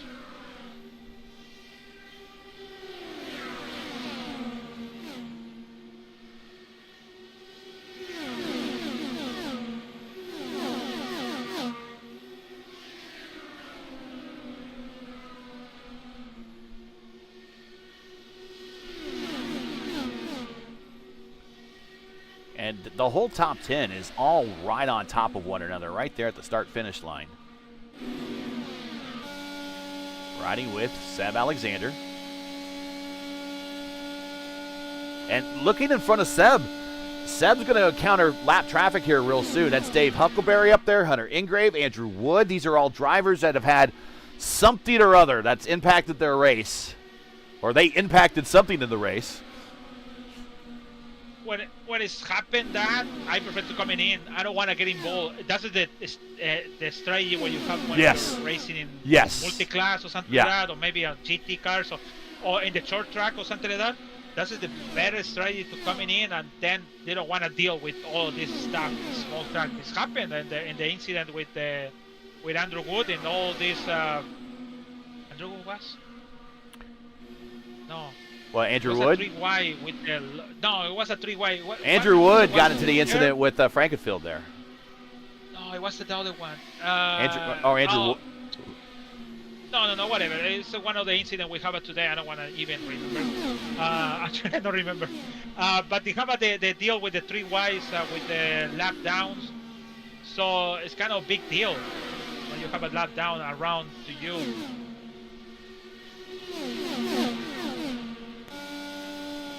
Give some love to the 4D guys. 3 4D cars in the top 10 right now.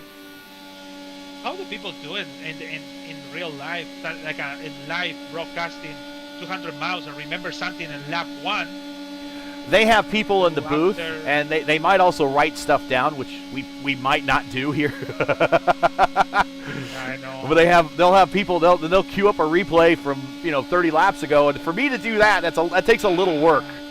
It takes a little work. They should be telling me something. They should be telling me here. Hey, don't get it down about my comments. So anyway, yeah, we are.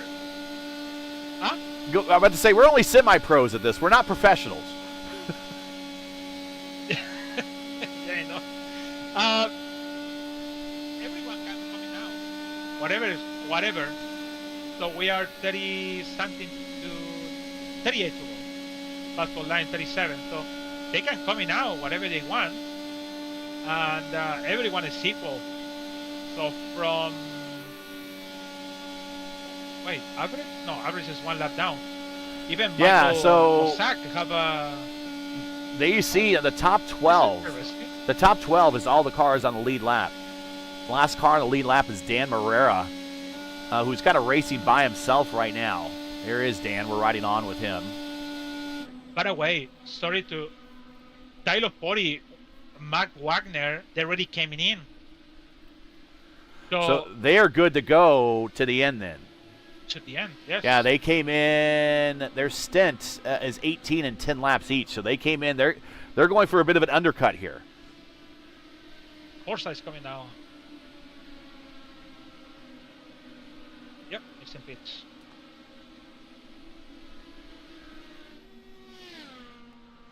There you see the pit road. Cars still running.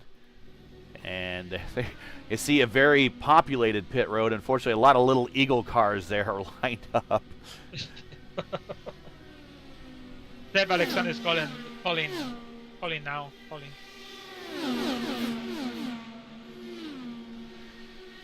This is final stops, everybody. Final stops.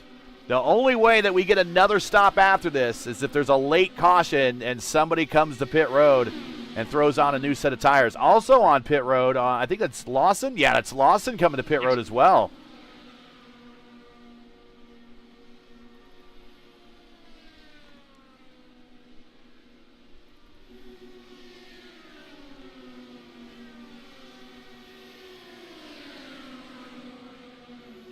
And now to the point. There's Pinero.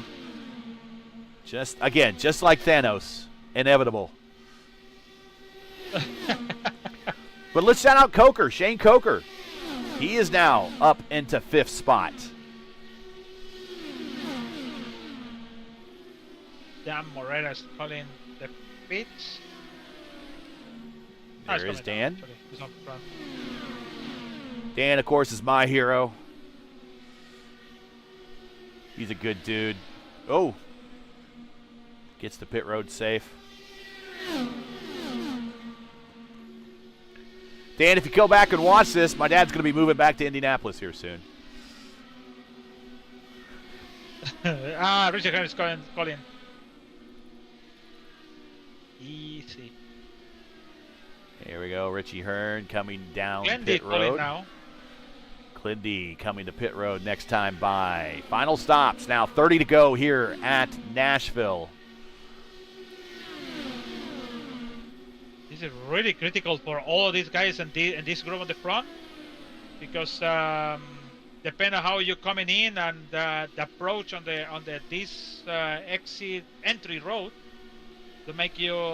Oh, Clindy. Oh, wow, he got there, but he was locking up one of those tires to slow himself down. And after this round of pit stops, we will actually go side by side and get our words in from World Wide Technology Raceway. And then we'll bring you the end of this race, commercial free. Clindy down, done and away. Now we talk about the top 3. It's Pinero and Edwards, and Edson Toole also joining the rookie battle. 2 rookies up at the top here. Here comes Logan Edwards. Good thing about this entry, it's not like a Miami when it's wider here. Pass. It's a wider apron. Yeah. That's the word. That's the better word to say all of this stuff I have in my mind. Too much word. Here comes Toole.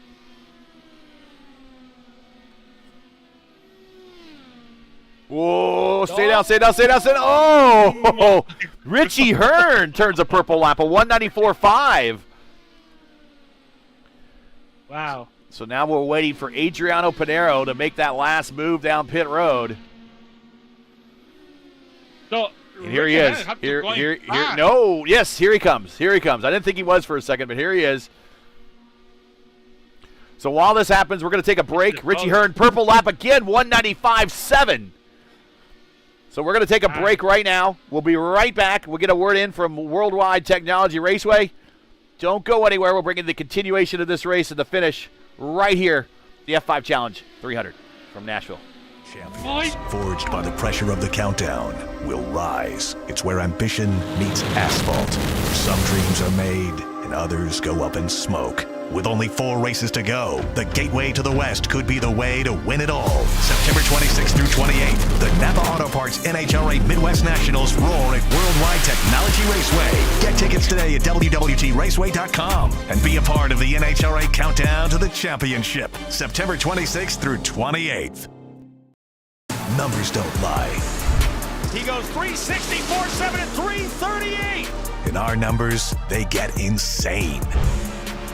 341. And then this happens. 343 miles an hour.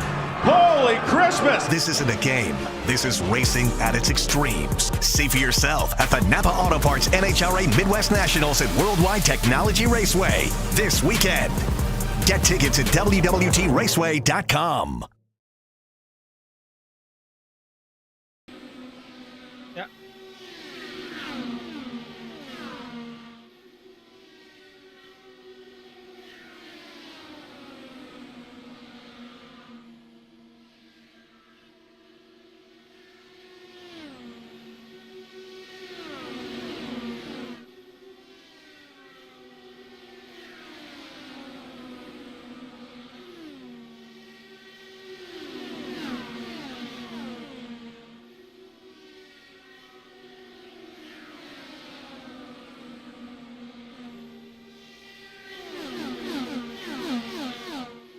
For me, have a car, I have the setup and adjustment pretty good to be on top 3, but he need to make the pass on average.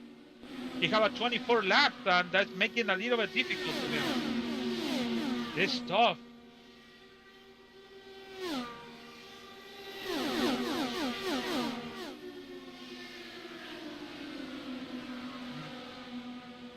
Oh, too high. Nice.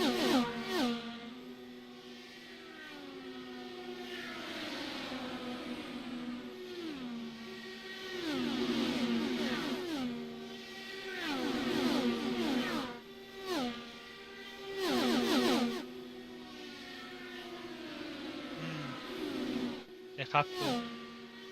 Oh, it's wasted time. Richard Herring over there behind the Chris Alvarez.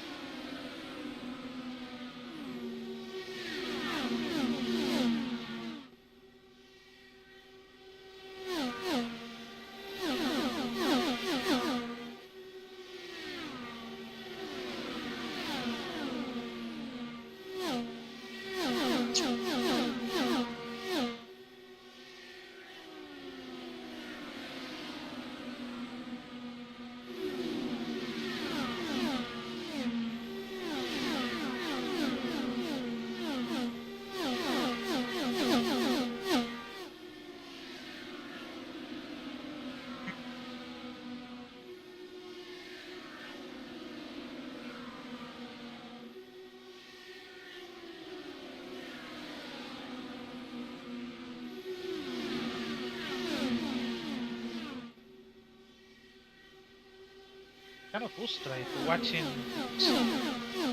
I don't know. Richard Herring is going with it is saving fuel. Probably with the fuel, he put less fuel. Something because he really lose from Forsyth on 6 or 5. Oh, even Logan Edwards passing. So going on 9.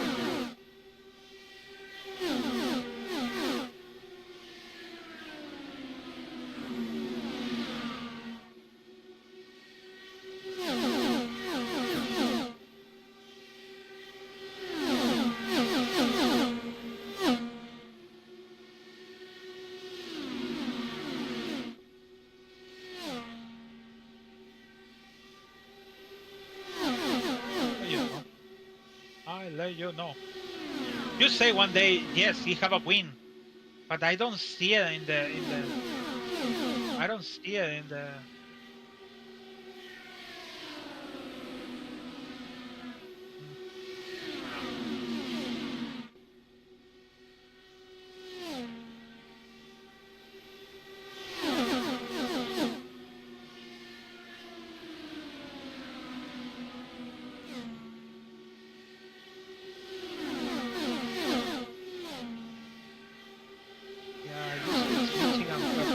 Show me, but not. Maybe a race hop is kind of bullshit over here.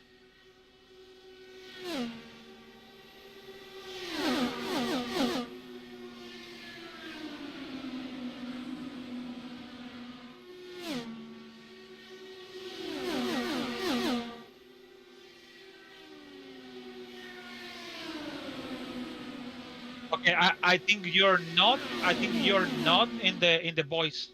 I'm not sure. Here we go. Yep. I don't know what happened there. I had to clear the channel twice.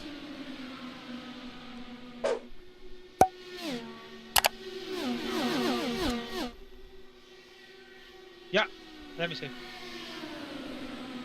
All right, so here we go. We're in the window. The gloves are coming off now. We're now coming to Tindigo here very shortly. Cars getting up into the wall there. If you just missed it coming back from the break, one of the cars that we were watching was Edson Toole. He got a black flag. That's Blake Frazier now in front of the leaders.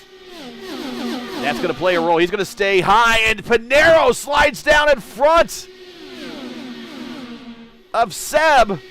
Seb had to roll out of it. We're now 3 wide at the start-finish line. Don't go anywhere, everybody. And again, let's not forget the guys at Warriors for Peace. Again, want to thank them for being the title sponsor of this series. They're sponsoring another race here in the series that's going to come down to the wire here. Also want to thank the guys at F5 Challenge. Make sure to check them out on the links you need in the description for them. Also, don't forget Blue Egg. Don't forget World Wide Technology Raceway and 4D Racewear. All these sponsors proud to be attached to a series and a race that is going to come down to the bitter end here one more time here in the Elite Racing League. Pinheiro, your leader.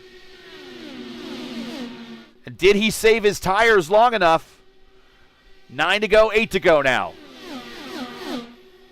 You know what? Thank Zach for catch that because you remember in Richmond last I've had a bad week. year? I've had a bad week. At least I haven't left a Everybody graphic up on the can be. screen for 10 laps. I've had a bad week. Now single file for the lead, coming off of 4. Clindy to the inside of Seb. Clindy might get the dirty air from Pinheiro, but he's going to get the draft down the back straight.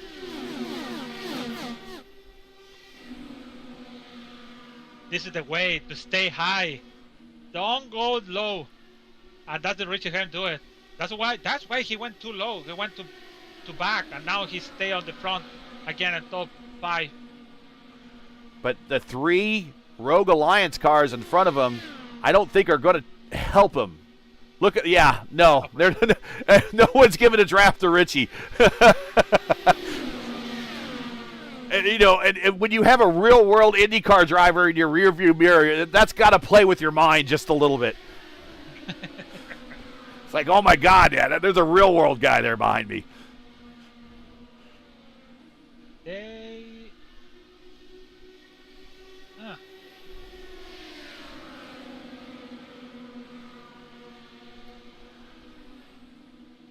Now we come 4 to go. These are going to go by quickly. It's a 1.33 mile D-shaped oval.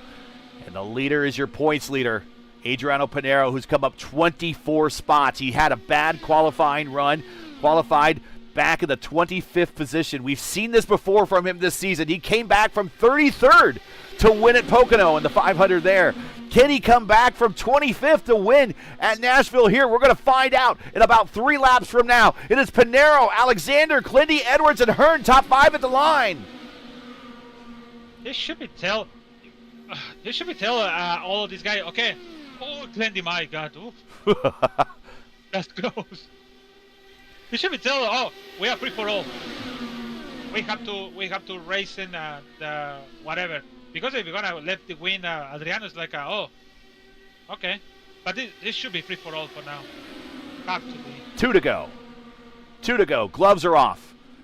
Pinheiro looking to get a win to solidify his season. Seb Alexander trying to, for the last couple of races, to get his first win. Clindy looking for his second. Shane Coker now up to 4th, looking for his first.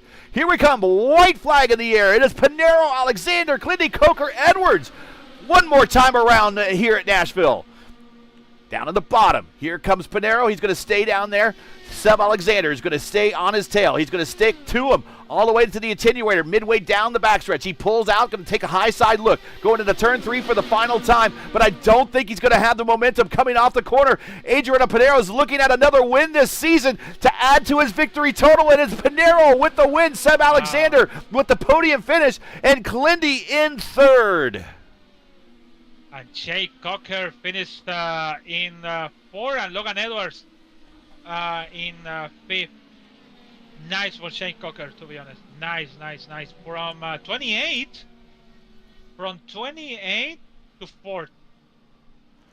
And I'm going to guess that's going to be your Luis Gonzalez Nunez driver of the race. I cannot give it to Pinheiro because this there's like two things to celebrate. No, yes. There's only one. I had to explain, I gave someone a Luis Gonzalez award, and they didn't understand that. I had to explain that on another channel I was at, over on Green Flag. Like, what? I'm like, yeah, you give it to the highest place, the driver that improves the most positions that doesn't finish on the podium. And what he said. I think I got in trouble for using our P1 channel name. I have to explain the story. It does no context. Zero context. Anyways. Here we go here on the Elite Racing Network. It is Adriano Pinero with another win this season. Wow. I have to look at this is going to add to his career total. He's already the career wins leader here. This is his 4th win this season. Yeah, 4th win this season. He won at Miami, won at Iowa, won at Pocono, and it's been a little bit of a drought since then. But he wins here at Nashville. Seb Alexander, 58 thousandths of a second back. Actually, hundredths, 58 hundredths. That's tenths, hundredths, thousandths, Gary. Come on, get it right. Clindy, he comes home in 3rd. Shane Coker, great finish for Shane. That is your Luis Gonzalez Jr.'s driver of the race in 4th. Logan Edwards in 5th. Matt Wagner at one point. Remember, Matt went, him and Fody gambled on that early pit stop, and it paid off for Wags. Comes home 6th. Richie Hearn 7th. Craig Forsyth 8th. Jim Herrick 9th. Tyler Fody 10th. 4D guys. They didn't get necessarily high finishes in the top 10, but they all got top 10s there with Hearn, Forsyth, and Herrick. 3 cars in the top 10. That's pretty good. That's good thing. And then we got Ben Lawson in 11th, Albrecht 12th, Hossack 13th, Huckleberry 14th. That's Dave's. That's one of his best finishes of the year. Congrats to him. Colin in 15th, Blauman 16th, Edson Toole 17th, Morera 18th, and Hunter Ingrave, our winner last week, at 19th, Blake Frazier 20th. Andrew Wood, a little bit of bad luck. It was looking like it was going to be his day, but not so fast, my friend. Comes home 21st, Gavin Hibbs 22nd, Ryan Schold in 23rd, Frankenfeld 24th, Jordan Owens in 25th, Aldrich, Norgard, Camargo, and Trey Holmes 27th, 28th, and 29th. I don't think Holmes took the green flag. And that is your field.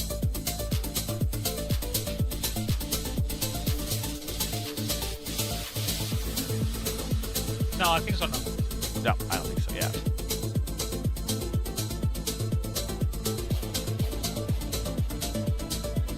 All right, so we got to get some replays racked up here, and then we got to talk to Clindy, who's, I'm sure he's going to be pretty happy. He seemed to be pretty happy for his teammate.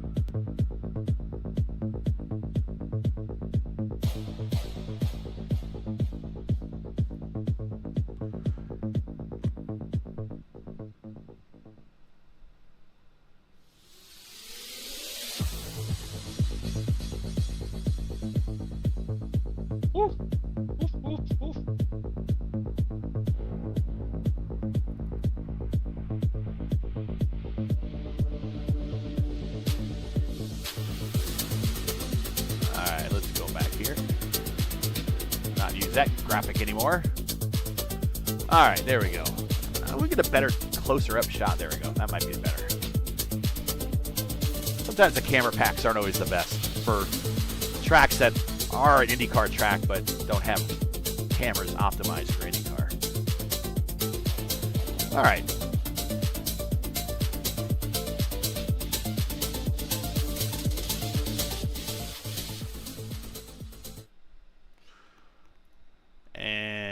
Let's go ahead and let's bring up also the upcoming schedule.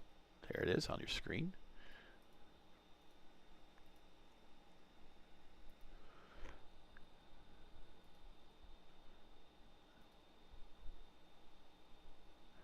And let's bring up Clindy. Here we go. Here is Clindy. He is joining us in the booth. Another podium finish for you, my man. You started deep in the field, and this one showed a lot of patience. I think maybe we're taking care of your tires. I'm not sure in that first run. I'm going to have to ask you about tire deg. I didn't think it was that big in this race, so you're kind of the move from the back of the pack to the front of the pack was rather I thought that you kind of made way pretty well there. So I was thinking maybe you did take better care of your tires than everyone else. And then all of a sudden you're in the top 10, and then from there on out you were a player. But talk about starting in the back, getting to the top 10 in that first stint, and talk about the conditions out there, too. It looked like the racing was pretty easy for everybody. Are we wrong there, or you tell me? Yeah, the car was incredibly stable.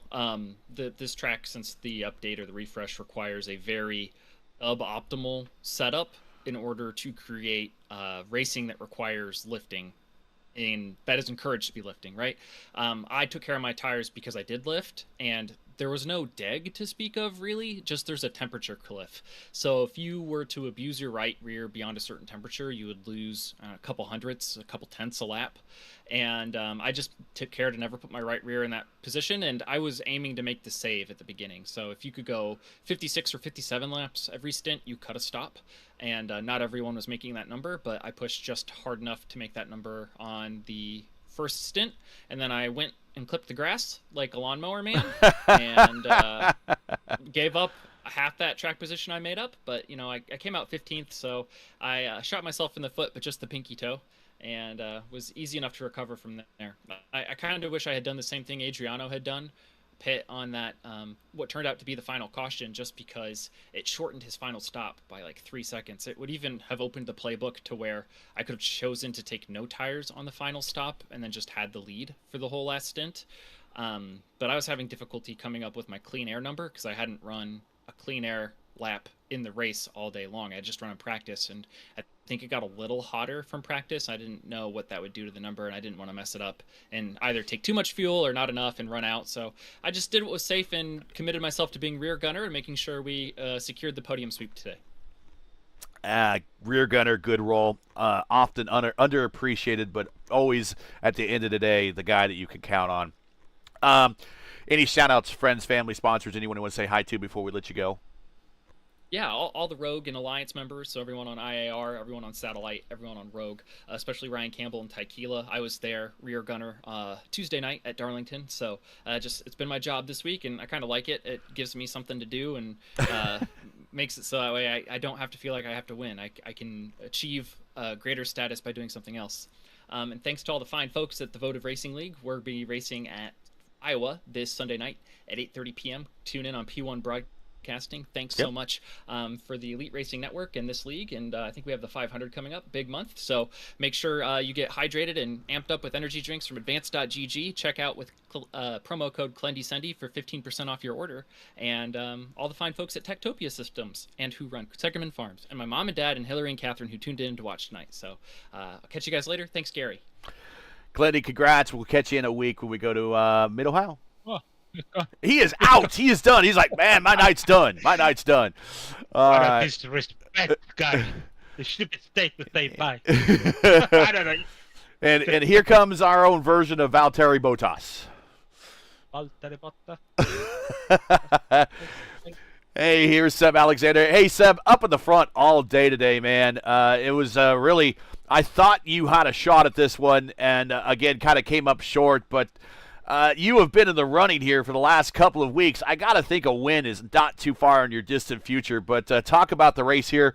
I'm hearing that the car was incredibly planted, and it was very tough to race, but, man, you right off the bat, you went from your starting spot to the front, so you found it very comfortable right away. Yeah, I mean, it was way better than when Fixed was here, when it drove more like a Talladega track or something like that, so it was a lot better than that, but could have used a little bit more deg here maybe. Yeah, I really wanted to win this one. It's starting to become annoying, but with that lapper situation that Adriano used to pull through, I don't know if there's anything I could do, and I would have done the same thing to him if it was reversed. I think I did do that at Texas in this league, like go around 40 or something like that. Yeah. It's just the name of the game. And once he was up front, it was never gonna happen. So I think P2 was all there was there to be taken today. Just better than last week at least, but we'll give you a chance to get some shout-outs in. I know it's late where you are, so I let you get to bed. Any shout-outs, friends, family, sponsors, anyone want to say hi to before we let you go? Yeah, all my teammates at Indy Alliance Racing, as always, and the Technical Alliance. Very cool to lock out the podium. And special shout-out to Shane Coker, who was with us tonight and had a fantastic race. So really P1 to P4. We'll take that for sure. Well, congratulations, Seb. Go get some rest. We'll see you in a week when we get back to the road course, which we know you race pretty well at when we go to Mid-Ohio. It's one of my. I don't drive quite as well as I do at some other tracks, but we'll see. Maybe something can happen. You never know. I think you'll be able to pull it out. I have faith in you. We'll see you next week, Seb. Cheers. Have a good one, guys. Seb will, he'll sit there and he'll lowball you. He'll hustle you like, I'm not good there. I'll forget it. And then next thing you know, he's yeah, sure, for sure. Yeah. You know what I'm talking about? Yeah, yeah. He's like a hustler. Oh my goodness. Do we have a message? Yes, we do. Yes, sir. From Panero, his 4th win of the season. And before we get in to talking about this real quick, there's his stat line. I do want to refresh my screen and see if we have updated points and stuff. Yes, we do have updated points. We'll explain those here in just a minute, but I do want to give you. This is Adriano's 25th. His I guess it's the 25th, the silver anniversary. So it's silver win for Adriano Panero. It's his 25th career win here in the league in 94 starts. So 27% of the time, this guy gets a win, and that's what he did today. Here is what his. I said, Wagner in the end of the race. Wagner said, "No, next time, let's keep it Adriano in 4 years to win the race. He can keep it in 4, no in 5th. Man, the guy is really unstoppable. He got a back qualifying, but he managed to come in on the front." Yeah, he did improve 24 spots, and we kind of broke in when we started our coverage of his bad run, and it didn't seem like much. He had to overcome much there, and he gets the win. Congrats, he said. We say congrats to him, but he replies back, "Hello, friends. Good evening. First, I want to congratulate Kyle and Seb on the podium. Well, I messed up my qualifying and started from the back. The whole race, I was focused on fuel economy. I gradually worked my way up to the front of the field. I knew that being in the top 7 or top 5 would give me a good chance of winning. The yellow lights made the race a bit strategic. The last yellow lights, I decided to stop and fill up, and I think that was decisive for today's victory. I was able to do it about 10 more laps than most guys who hadn't stopped. I had a great pit stop and managed to come back in first. Seb and I battled for a few laps, and I was able to maintain the lead at the end. Although the tires didn't wear as much, I think they made a bit of a difference in the end. I'm happy with another championship victory. I want to thank the entire Rogue Racing, IAR, Indy Alliance Racing, and SR teams, that's satellite racing teams, for their support. Have a great night, everybody. And that is Adriano Panero. There's his stat line. Started 25th. Won the race, of course. Never went lower than 25th. And then here is what he managed to do on the racetrack. 31 laps led here at Nashville. And just like that, we're done. That was a pretty quick race here tonight, Lewis. And we expected a bit of a different race. I think we saw a bit of a different race. But in terms of how the race finished, it really wasn't much different at all. It's just the same race that we kind of always see. Adriano Panero getting the win, his 4th win of the season. And we'll look at the points here real quick. We can't show it on screen, but Panero is now your points leader over Logan Edwards by 77 points. That is a race and a half. A race and a half lead over Logan Edwards. So at this rate, and please, I hope I don't leave this graphic up too long on the screen, because like I did during the FIS over on P1, I left the schedule graphic up for 10 laps in the middle of the race. I don't want to do that here, but so oh no, I know. So if we look at the schedule, and we're done here, done here, done here, done here, done here, done here, and now done here. And so we got Mid-Ohio, we got Indianapolis, we got Mexico City. Depending on what Adriano does in these 3 races right here, he might actually have the championship clinched by Michigan. Yeah, I checking that. So, you know what? I checking in season. There we go. So season 21A, Henry Bennett won the championship over Adriano Pinheiro for 140 points. So that's the longest win at the championship. But the short, Matt Halliburton in the first season over John Paul III. Same next season on 2020, Frankenfeld won the championship by 2 points over John Paul III. So, why I said this? Because now the championship is in. Sorry, I'm looking for the other one. Well, these championships, Adriano already have 77 points over Logan Edwards and 83 over 40. Next one is a road course, and then we have the Indy 500 plus one more road course, and then we finish with oval. So it's very important to catch this because Adriano Piñero have a good oval stuff, and we showed today even with bad qualifying, the guy can be on the front with he management the way to come in on the front and win the race. So that's it's like wow, this guy is another galaxy level or something like that. Right. Right. I know the guy. Yeah, I know he can make a mistake like he did on fixed set in Darlington when he hit the wall and gone in lap 2 or 3. Maybe less than the 10 laps he did, even 10 laps he did. And I said this is the really one of the 1,000 mistakes he can make in one race. So that's what I want. So get it out of your system then. What's going to happen? So, yeah, even he can make a mistake. So who knows? Could be a disaster for him to have maybe Mid-Ohio have a disaster race. Indy 500 again, another one. Maybe DNF, don't finish the race. Mexico City. We have a Mexico City and Hermanos Rodriguez. Autódromo de Hermanos Rodriguez, this is the name. I'm going to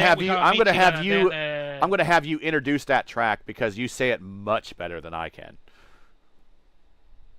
Yeah, they say in English in the Formula One, it said Autódromo Hermanos Rodriguez. It sounds like it's okay. Sounds okay. I can't roll my R's like you, man. No, it's easy to say. But anyways, let's see what happens. Mid-Ohio is a really difficult track for IndyCar, especially in that turn after the main straight. The car is bouncing everywhere. It's really tough to take the checkered flag or maybe the one to make the one more lap. So anyways, it's gonna be a really good race, and for sure it's gonna be a Stanley around. So let's see if Stanley's still interested to running over here and see you in Mid-Ohio. So see you in one more week with the round 9 from Mid-Ohio Sport Car Course Raceway, whatever it's named. Yeah. See you there. I just read it that way. I read it the schedule. That's why I start to say all of that. All right, so that's it for tonight. Once again, your podium here for the third running of the F5 Challenge 300 from Nashville SuperSpeedway. Adriano Piñero, fourth win of the season. Seb Alexander, another podium. He's starting to get frustrated, but he feels the win is not too far off into the future. And Clinty playing rear gutter, playing Luke Skywalker in the Millennium Falcon to the front seaters of Seb Alexander and Adriano Piñero, giving the Rogue Alliance guys a sweep of the podium here at Nashville. That is your podium. Join us again next week for round 9 of the 2025 B Championship as the series returns to the road courses with a stop at Mid-Ohio Sports Car Course for the Mid-Ohio Indy 200. Coverage begins around 7:45 p.m. Eastern Time. Again, at 7:45 p.m. Eastern. And you can find everything right here at YouTube at youtube.com. Just keyword search Elite Racing Network. Now, as you know, the YouTube algorithm game is not easy, so please help support P1. Don't support P1. Support ERN. Support ERN. You know, I'm so used to reading these things, you'd think I'd say that more often. That's the first time I've ever done that. But support ERN with the grind, and leave a comment below. Let us know your thought on tonight's race. And if you enjoyed tonight's coverage, support us support ERN by smashing like. And if you haven't done that already, you want to go and click subscribe. And while you're at it, hit the bell for weekly reminders so don't miss out on more of ERN's other iRacing programming, including the Juicy Spider Studios Elite Truck Series, which runs Sundays at 8:30 p.m. Eastern Time, and the Mark J. Rebilas Grand National Series Mondays at 7:30 p.m. Eastern Time. Lots of great action all week long right here on the Elite Racing Network. Make sure to subscribe, ring the bell, and you'll be notified every time they go live. Today's race, sponsored by F5 Challenge. This is a nonprofit organization that enriches lives through face-to-face fellowship and exciting adventure challenges and a faith-driven environment. Their mission is built on the 5 F's: faith, fellowship, fitness, fortitude, and fun. F5 Challenge inspires people to lead active, connected, and purpose-filled lives. To learn more, to get involved by visiting their website or follow on one of their social accounts. All the links you need are in the description. The Elite Racing League's IndyCar Series naming rights are paid for by Warriors for Peace. Warriors for Peace is an Indianapolis-based nonprofit organization working to end violence and inspire peaceful change. Founded in memory of Jack Shockley, they support youth through scholarships, mentoring, and community programs. To learn more or to support their mission, visit their webpage at warriors4peace.org or follow one of their socials today. Again, all that information is in the description. We want to thank Warriors for Peace for their continued support of this signature series. Special thank you to the Elite Racing League's premier sponsors, Blue Egg Marketing and World Wide Technology Raceway. Don't spin your wheels. Accelerate success with Blue Egg, fueling small businesses to win big. To learn more about Blue Egg, go to blueeggmarketing.com or click on their link in the description. They are a proud sponsor of Ethan Stanley's car, which we will see next week. World Wide Technology Raceway is a premier motorsports facility located in Madison, Illinois, just minutes from downtown St. Louis and the iconic Gateway Arch. To learn more about World Wide Technology Raceway, to buy tickets for one of their premier and marquee events, check out www.raceway.com or click on their link in the description. Don't forget, NHRA coming up very soon. Get your tickets now. For business inquiries to learn more about the Elite Racing League and what we do, visit eliteracingleague.com. Subscribe on YouTube. Like us on Facebook. You can follow us on X and Instagram. As always, the links you need are all in the description. So, for Luis Gonzalez-Nunez, everyone in the Elite Racing League, I'm Gary Gozzo saying to all, good night, and thanks for watching. And to all of our men and women serving in the military and as first responders, Godspeed, God bless, and come home safe. Catch us again right here next week at Mid-Ohio for the next race of the Elite Racing League's Warriors for Peace IndyCar Series. Good night.